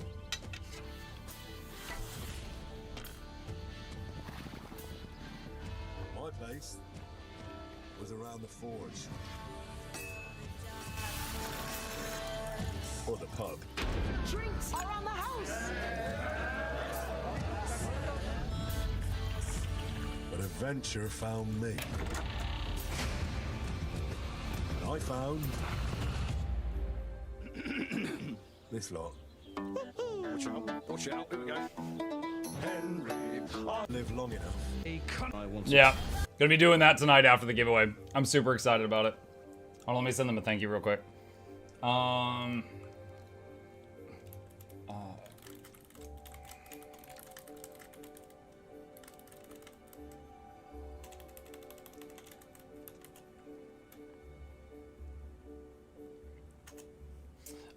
Let's see. Don't know if they'll handle Henry being level 1 again after everything after KCD1. I don't know. I'm thinking about when I played the second Jedi Survivor game, and just what they did was they had a tutorial that kind of reminded you of all of the stuff that you used to be able to do. But yeah. I think they also said like he lost a bag of his gadgets at some point, like as an excuse for why he didn't have some of his gizmos.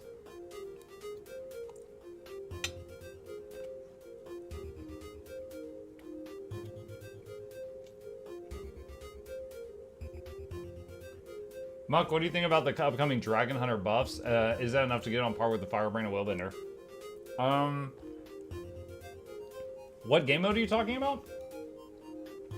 I mean, goes to upcoming patch notes.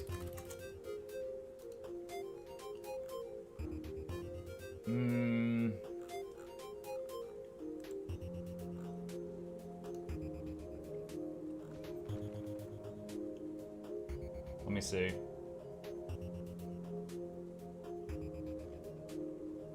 Dude, where is it? Dude, I cannot find it. There we go. February 11th preview. Alright, hold on. What are they doing to Dragon Hunter?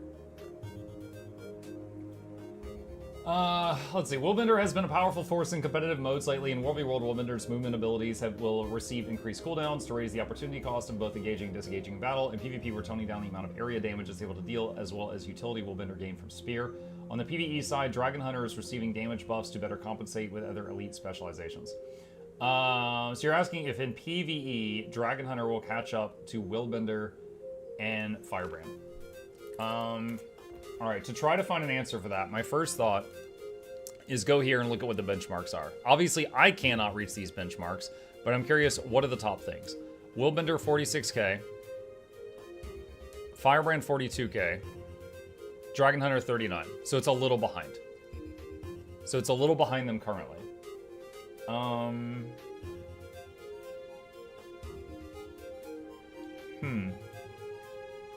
I mean, these changes can't hurt. They might help a little, but will it catch up to them? I'm not sure. Once again, you could ask the math guys over on Snowcrows on their Discord in the Guardian channel if any of them have run the numbers and see if they have any estimates. But I'm very much kind of a wait and see guy, so I'm not sure. But that's where I would go if you want an answer right now.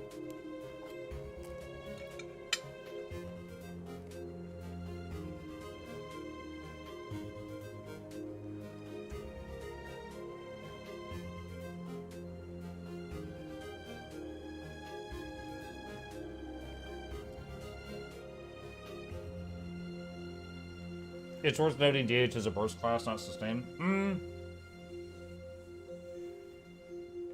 I mean, it is true that their damage, if you look at a chart, it looks like this. It almost looks like a heartbeat monitor. Because they have windows of huge damage and then windows where they're cooling down.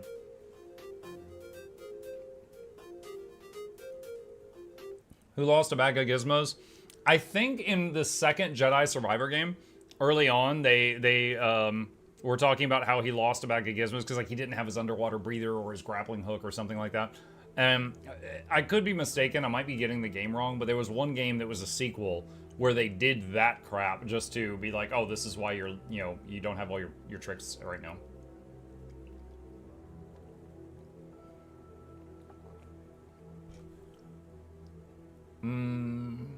The difference is it might be easier to reach 39k on D8s than it is to hit 40k on Willbender. I mean, maybe. Possibly.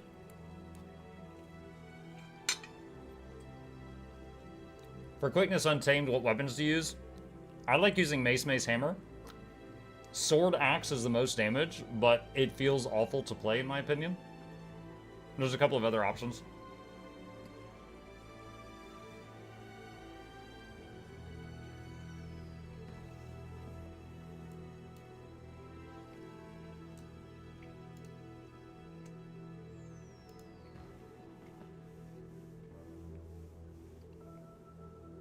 The Aquata Breather is literally something you can pick up at any well-stocked hobby store in Star Wars, though.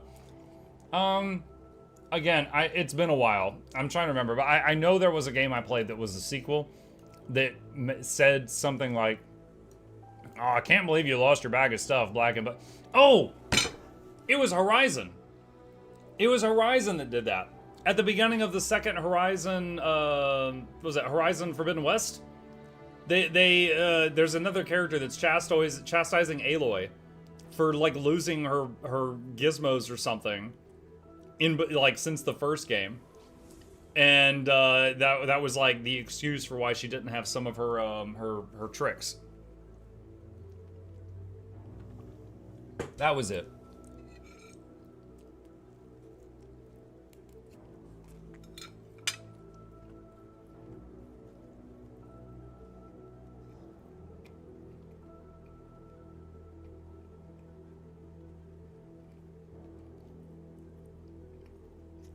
What are we doing?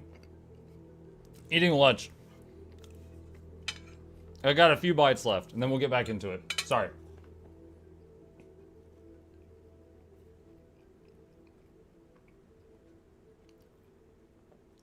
She got robbed, yeah. Yeah. In the Ezio trilogy of Assassin's Creed, your gear from game to game with random crap was reset. I played AC2 and AC Brotherhood, and I never got around to playing Revelations. So it's been too long. I really can't speak on that one.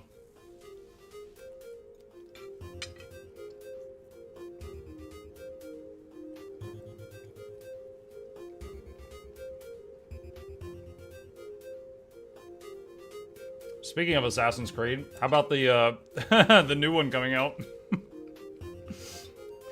They're it's not looking good for that company right now.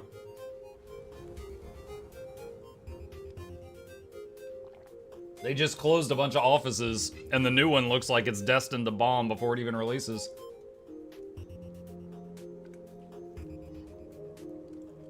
What's wrong with it? There's a lot of baggage attached to it.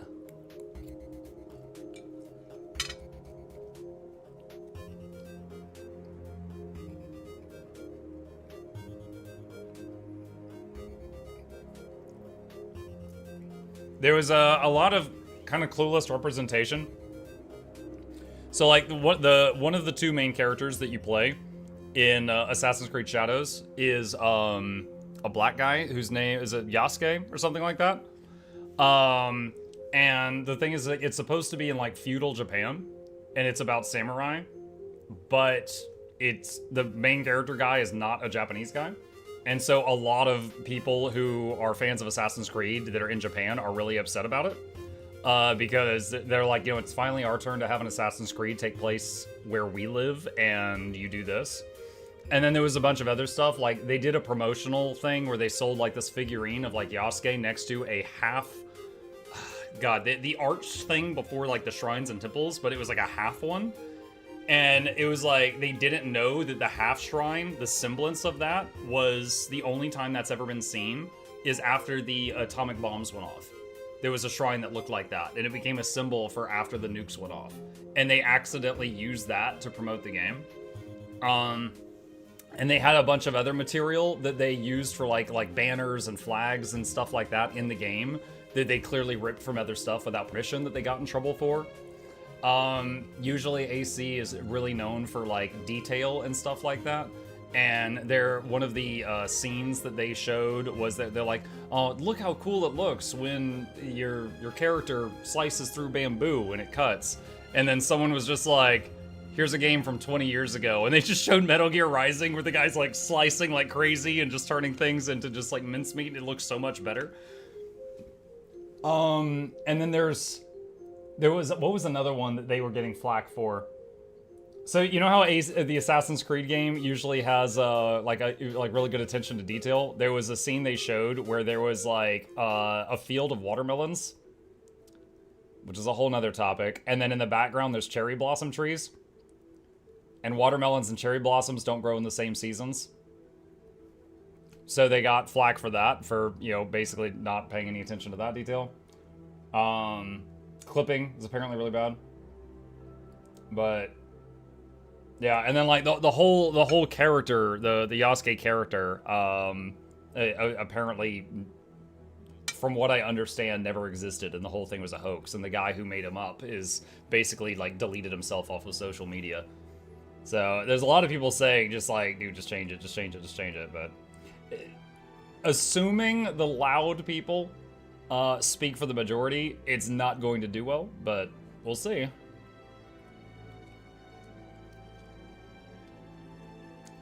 Also, they said he wasn't going to be a member of the Assassins. And it's like, you know it's Assassin's Creed, right? Like, what's the point of him?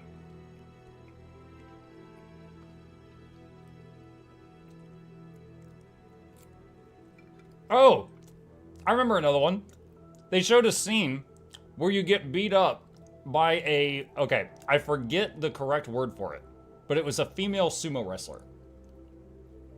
And in history, that was ever a thing. It was like, was it like a rikichi or a rizichi or something like that? I don't know the word, but it was something that literally could not be. And again, this is a game that prides itself on being historically accurate. So that was another one. I think that's the loud people's point. If you want to make something else okay, but don't call it what you're calling it. Yeah, possibly.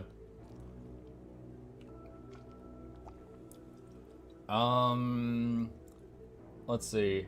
The game's release day is also currently the day of one of Japan's worst terrorist attacks. Oh god, I totally forgot about that one. Yeah. They were like, we're going to release it on X day, and and like all the people in Japan were like, Jesus. We're like, what? And it's apparently like one of their most harrowing days. That'd be like releasing a game about flying a plane in America on 9/11. Like, it was bad. It was really bad. And it's something that I historically did not know about until I read about it online, but it was just like, oh, wow. Wow.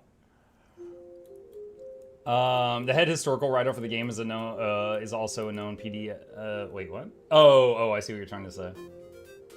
Yikes, I didn't know about that either. Anyway. Yeah, my Twitter is basically cultivated to only show me gaming stuff, and I've just been seeing a lot of stuff about it lately, and it's not looking good. It's not looking good. But, I mean, it honestly, it's crazy, because, like, my whole... The greater part of my life, you know, there have been some giants in gaming, right? Ubisoft, Bethesda, EA, Blizzard. It's looking like one of those giants might fall, and that blows my mind. Because Ubisoft just closed some offices and fired like 100+ people. And their next big release, which has got to be important to them, is this, which has so much baggage around it right now. So I'm actually wondering if we're going to see the end of Ubisoft over the next few years. It's crazy. Okay, let me see. What's going on? Oh, Myths and Monsters is about to start. That's perfect. I would love to do that. Where are you at, Janthir Century? Let's go over here. Ubi doesn't have time to make games because they're so busy self-inflicting wounds. A few of my friends lost their jobs at Ubi's UK offices. I could tell you that they are heading for administration and will most likely be bought over. Oh, man. The greatest problem is that nobody expected AC games to be that historically accurate, and then they just had to say that Shadows is going to be that. Yeah, I mean, the whole thing with the... for anyone who doesn't play the Assassin's Creed franchise, it's supposed to be, you know, a bit of a tale that is, you know, fantasy, but it takes place in a very historically accurate game. There was one, I forget which one it was. There was one of them that was actually used in a classroom. I remember seeing a video of this. There was a college professor, and he used a mode in one of the games where you could basically get a bird's eye view and kind of fly around the game. And he was using it to show like this castle and where like this historically accurate battle. He's like, yeah, and these guys came in and they brought boats right here, and then they attacked here over this bridge, and then they were blocked. And he was using it to teach a class on an actual event that happened because it was so accurate. Odyssey, or yeah, I think it was either Odyssey or Origins that happened. But it's just like for the land masses, like where the rocks are positioned, like it's really spot on. And then like the peoples that were there in different time periods, like that's the history of the Assassin's Creed franchise. Is it's just really spot on with what happened.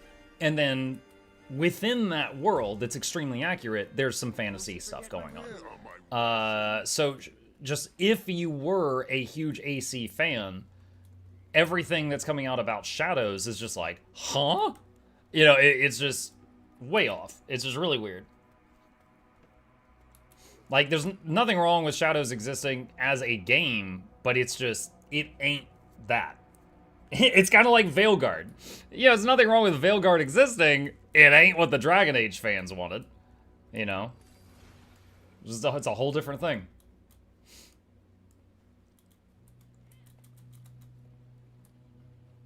Apparently when Notre Dame caught fire, they used the 3D model from AC Unity to help rebuild it. I heard about that. That's really cool. Yeah. Okay, let's see if anyone's already doing this, and if not, I'll make one. Levy. Nope. Okay, let's do, Meta. All welcome. Oh, I need to, hang Ah, shoot. I have to... Hang on a sec. Remove that. Advertise. Okay. There we go. All right. If anyone's interested, I guess I'm on NA still. Shoot. Yeah, I'm on NA because earlier I couldn't get help on EU. So I'm on NA right now and seeing if we can get the people to do the map beta. If I can't, then I'll do something else. But that's where I'm at right now if anybody wants to join. If you had to play one game, would you play Veilguard or Chrono Trigger? Probably Veilguard. Chrono Trigger... Okay, okay. Veilguard had me groaning and cringing. Chrono Trigger pissed me off. Chrono Trigger was making me angry at its systems. It was so frustrating. Veilguard, the combat was fun, but extremely repetitive, because the combat didn't change from the first fight in the game to the last fight in the game. So, I think I'll take the cringy story over the one that was actively making me upset. But I will say, Chrono Trigger had the better story. But if we're talking like the whole package, then, you know, see my previous answer.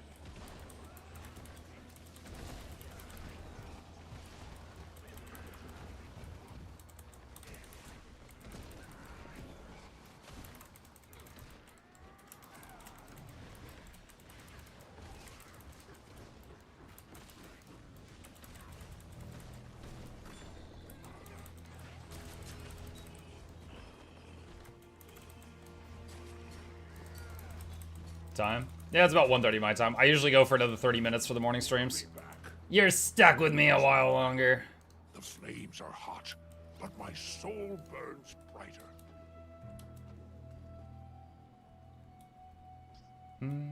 But we have to go fight the Elven God, Elganon and Gillinane. We can't let them go free. Elganon and Gillinane! Alright, I'm in the group finder. I'm on NA. If any of you would love to join, would love to have you. We still got plenty of spots. I'm going to put my dishes away so that my office doesn't go down the slippery slope of Asmongold's desk.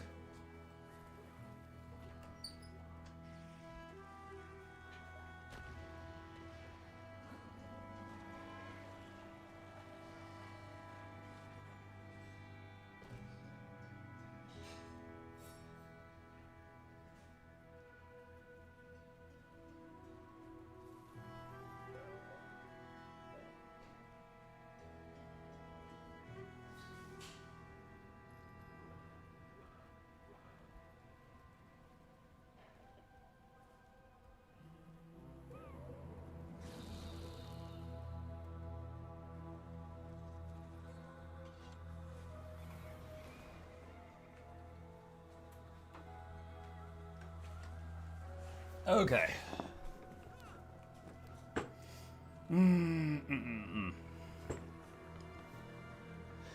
It's just the Sony story. Look at Bethesda and Xbox. They closed the studio that made Hi-Fi Rush because success means a sequel, and that's money well spent. Yeah, that was so weird. That was so weird. You know, I was responding to a message in game. I have really... I have so many words trying to leave my mouth right now, and it's just getting all tangled up.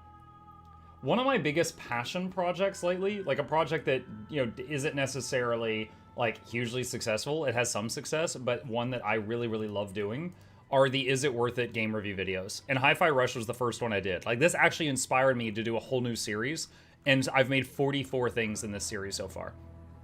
So, Hi-Fi Rush was awesome. And it was really sad. For those who weren't following it, you know, the game came out. They were just like, hey, here's a trailer for this game. It's out today. Like, they did a trailer and just released it right then. No build-up. And it did great. People loved it. It was fun. It was silly. And they made a lot of money. And then the parent offices closed the department that made Hi-Fi Rush. It was like, they can't even be greedy correctly. Like, what do you mean? What do you mean you close it? And then they were like, yeah, we want to make more successful games like Hi-Fi Rush. And it's like, well, then why did you just fire the people that made Hi-Fi Rush?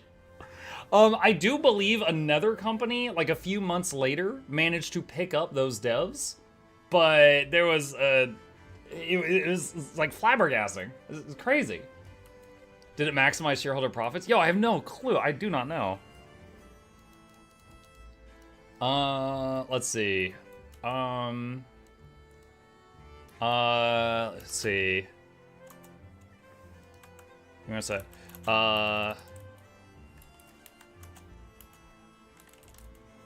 yeah. Desi squad currently has 25. How you doing, group? Awesome. So while I was talking to you guys, another squad formed up for Greer, which is absolutely perfect. So I'm checking them out, seeing how many people they have.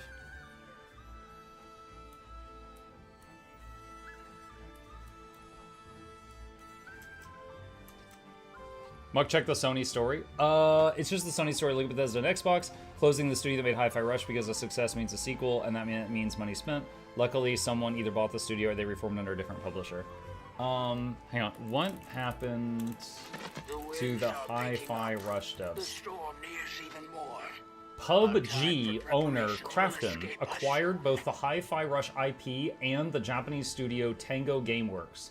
PUBG owner Krafton has acquired both. Okay, it just says the same thing twice for some reason. So PUBG bought it, but you know what? That's weird. But you know, if they own the whole department, if it were me and I was a magical rich person, I would just be like, look, you guys are doing something great. I'm gonna keep you in business. Please keep doing what you're doing, and then I would just back away. But I don't know if they're gonna do that. I don't know.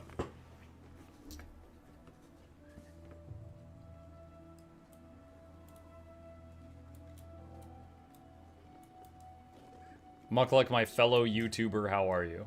Wait, what? Hold on. Who's this? Galaxy Tech Review.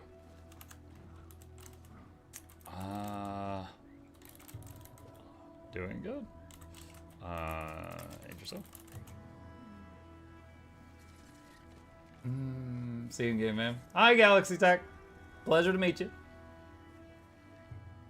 Save me a spot to log in. There's still... Well, actually, I can't tell if the map is almost full because there's two squads. There's a Greer squad and a Dusty squad.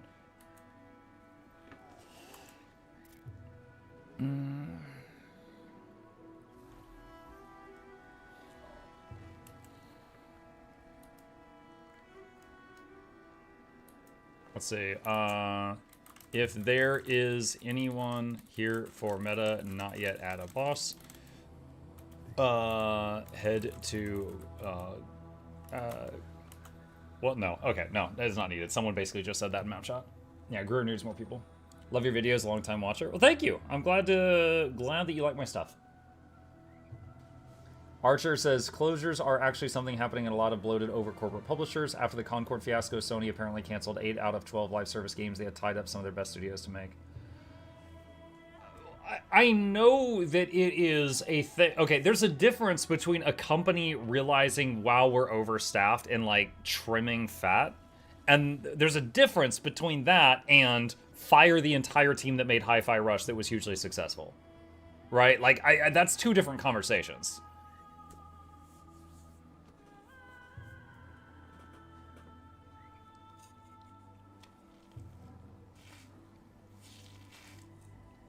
Sony has one game, The Last of Us. You know, I have heard so many positive things about The Last of Us, and I've never played it or watched it. I'm still spoiler free. And I tried to buy it on Steam once, and when I booted the game up, the main menu made my graphics card cap out. The GPU into 100%. And I was like, what? And I tried to play it. I couldn't. And I troubleshot for a few hours. I couldn't get it to work, and then I refunded the game. So, like, the last time I tried The Last of Us on Steam, it 100%ed my GPU, and it wouldn't stop. I don't know why. He's on EU. I'm actually on NA right now. That is weird. I'm usually on EU at this time. But earlier I was recording a video, and I needed some help, and the only people willing to help were on NA, so I swapped to NA. All Sony has to do is remaster Bloodborne. They've been pretty much... Did you see what they did to Bloodborne? Okay, recently... There was a guy that like 5 years ago made a 60 FPS mod for Bloodborne. Sony sent him a cease and desist a week ago and made him take it down. So people are like, bro, what the hell? So not only have they not yet released Bloodborne remake or remaster, they also are actively hurting the mod people. Collect yourselves. Now, I've never played Bloodborne because I don't play consoles, but if it came to PC, I absolutely would try it because I like Souls-likes.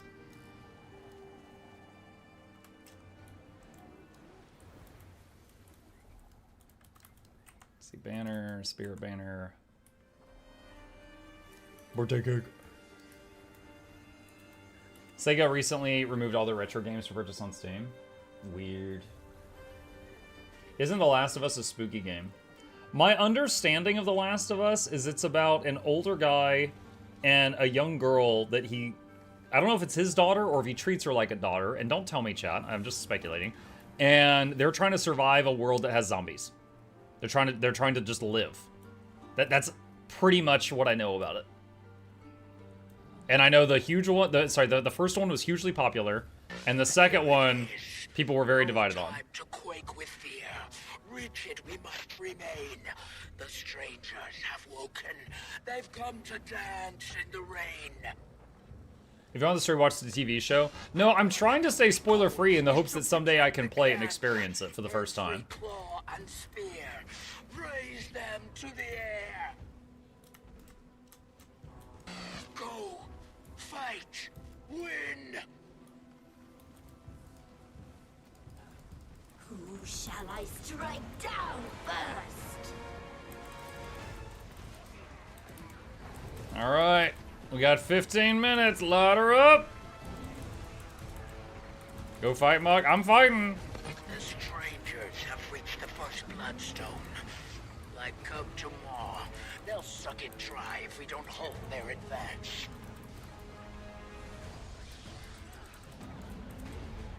Alright, if you full die, you need to release and respawn at the waypoint and run back. It'll be faster. If you're just downstate, we'll try to save you. But if you get melted all the way to dead, just run back real quick.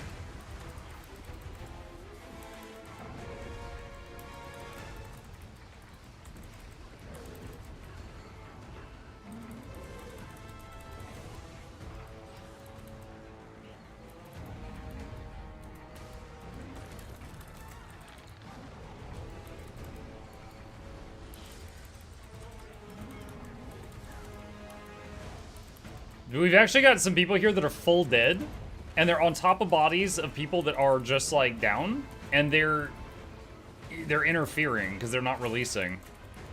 And we can't click on the people that we can save.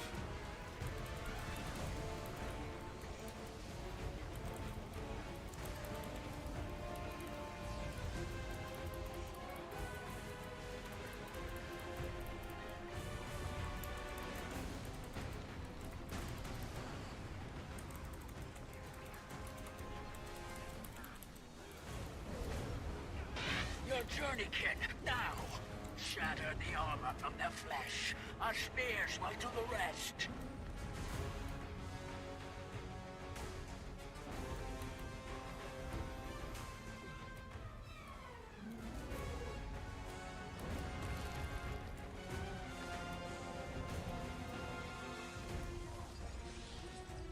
Get back!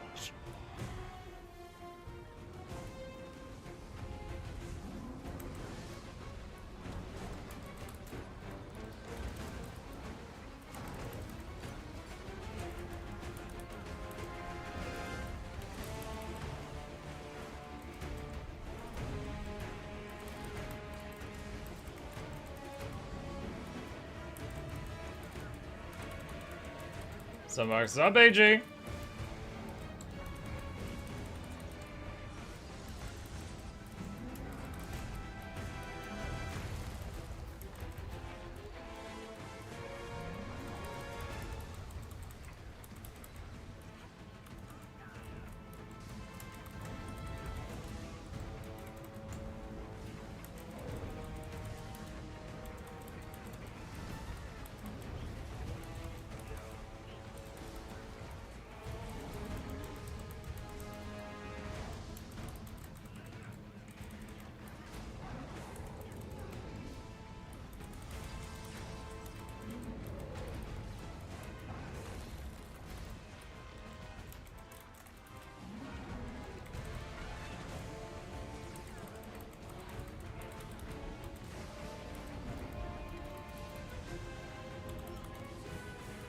Hit point bars between Dusty and Greer are pretty even so far.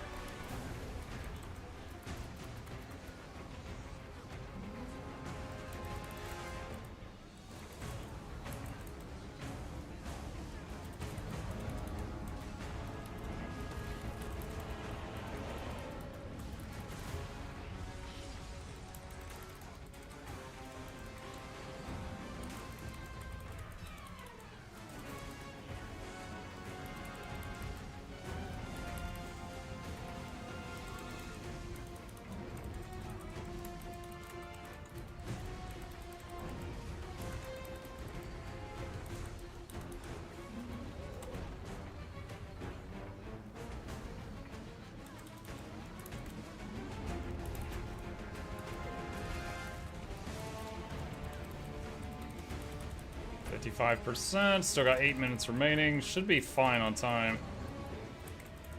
Barring anything catastrophic.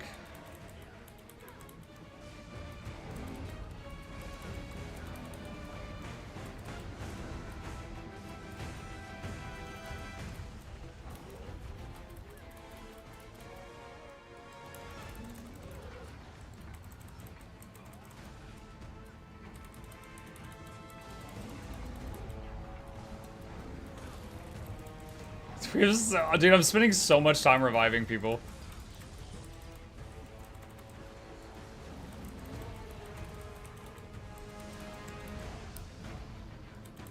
Back, what did I miss? We recorded a guide on roller beetle racing, and now we're fighting Titans.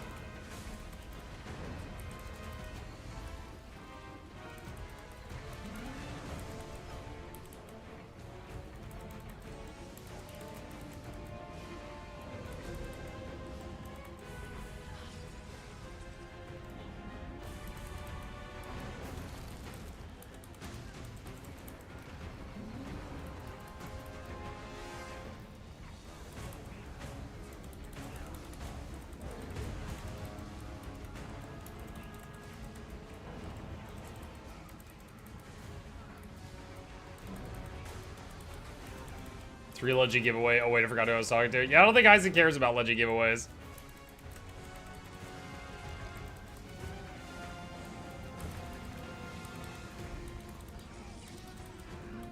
Drop? You asking about Twitch drops? I don't think Twitch is, sorry, I don't think Guild Wars 2 is doing Twitch drops right now.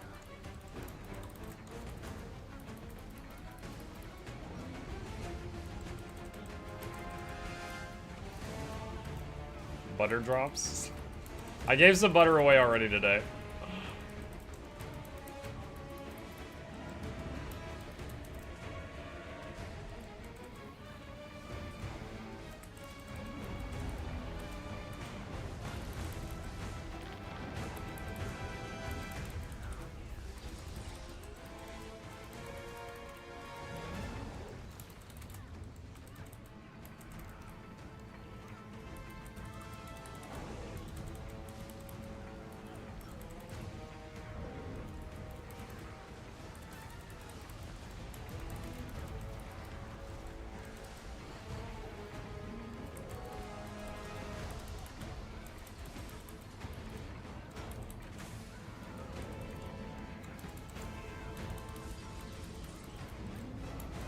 KCD drops. Well, I'll have to turn those on once we get there.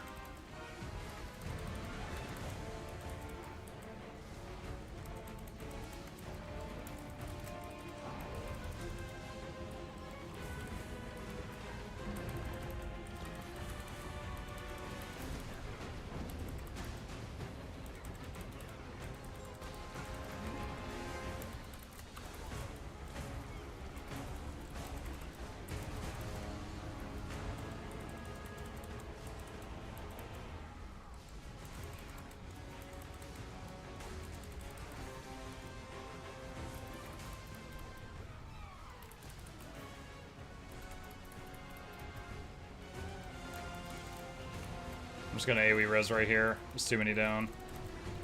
Alright, that got 4 people up. And they're down again! Our spears will do the rest.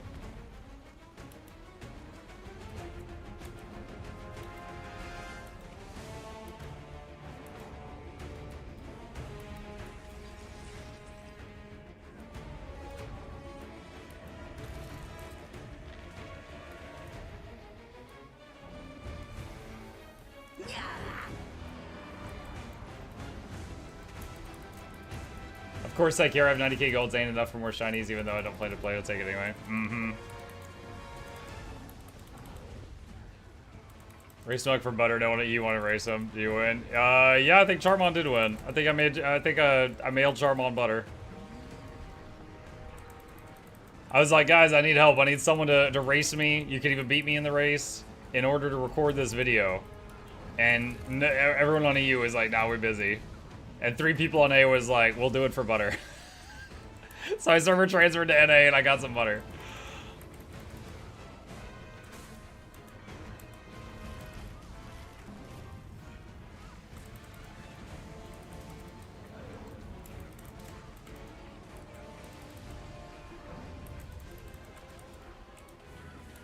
Three and a half minutes remaining, 17% remaining.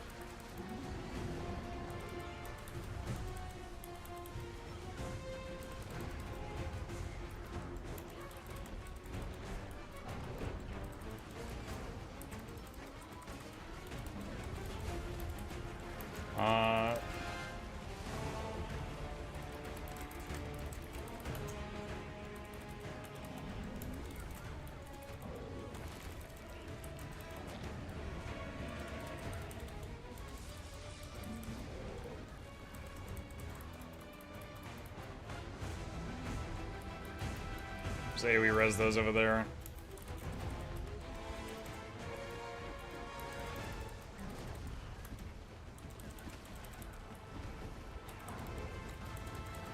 Alright, Desi's at 2. Greer looks like he's about the same.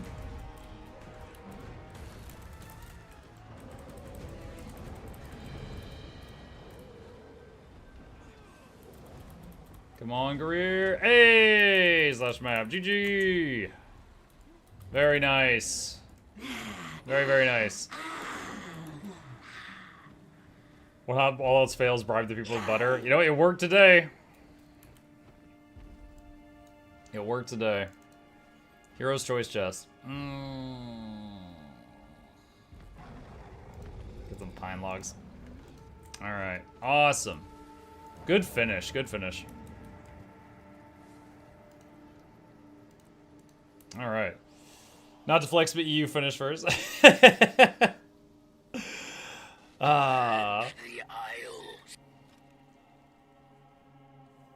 like, oh, I don't want to flex or anything, but hoo-ah! Flexes as hard as he can.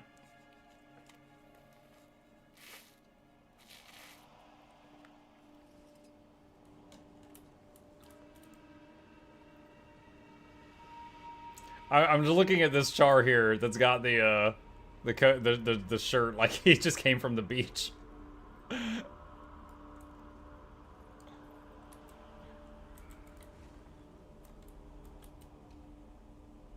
This guy's very blue.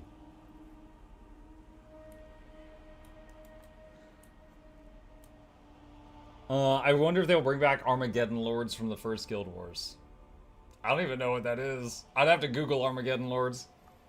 I don't remember those. I played Guild Wars 1, but it did not stick with me the way Guild Wars 2 has, so I've forgotten a lot of it.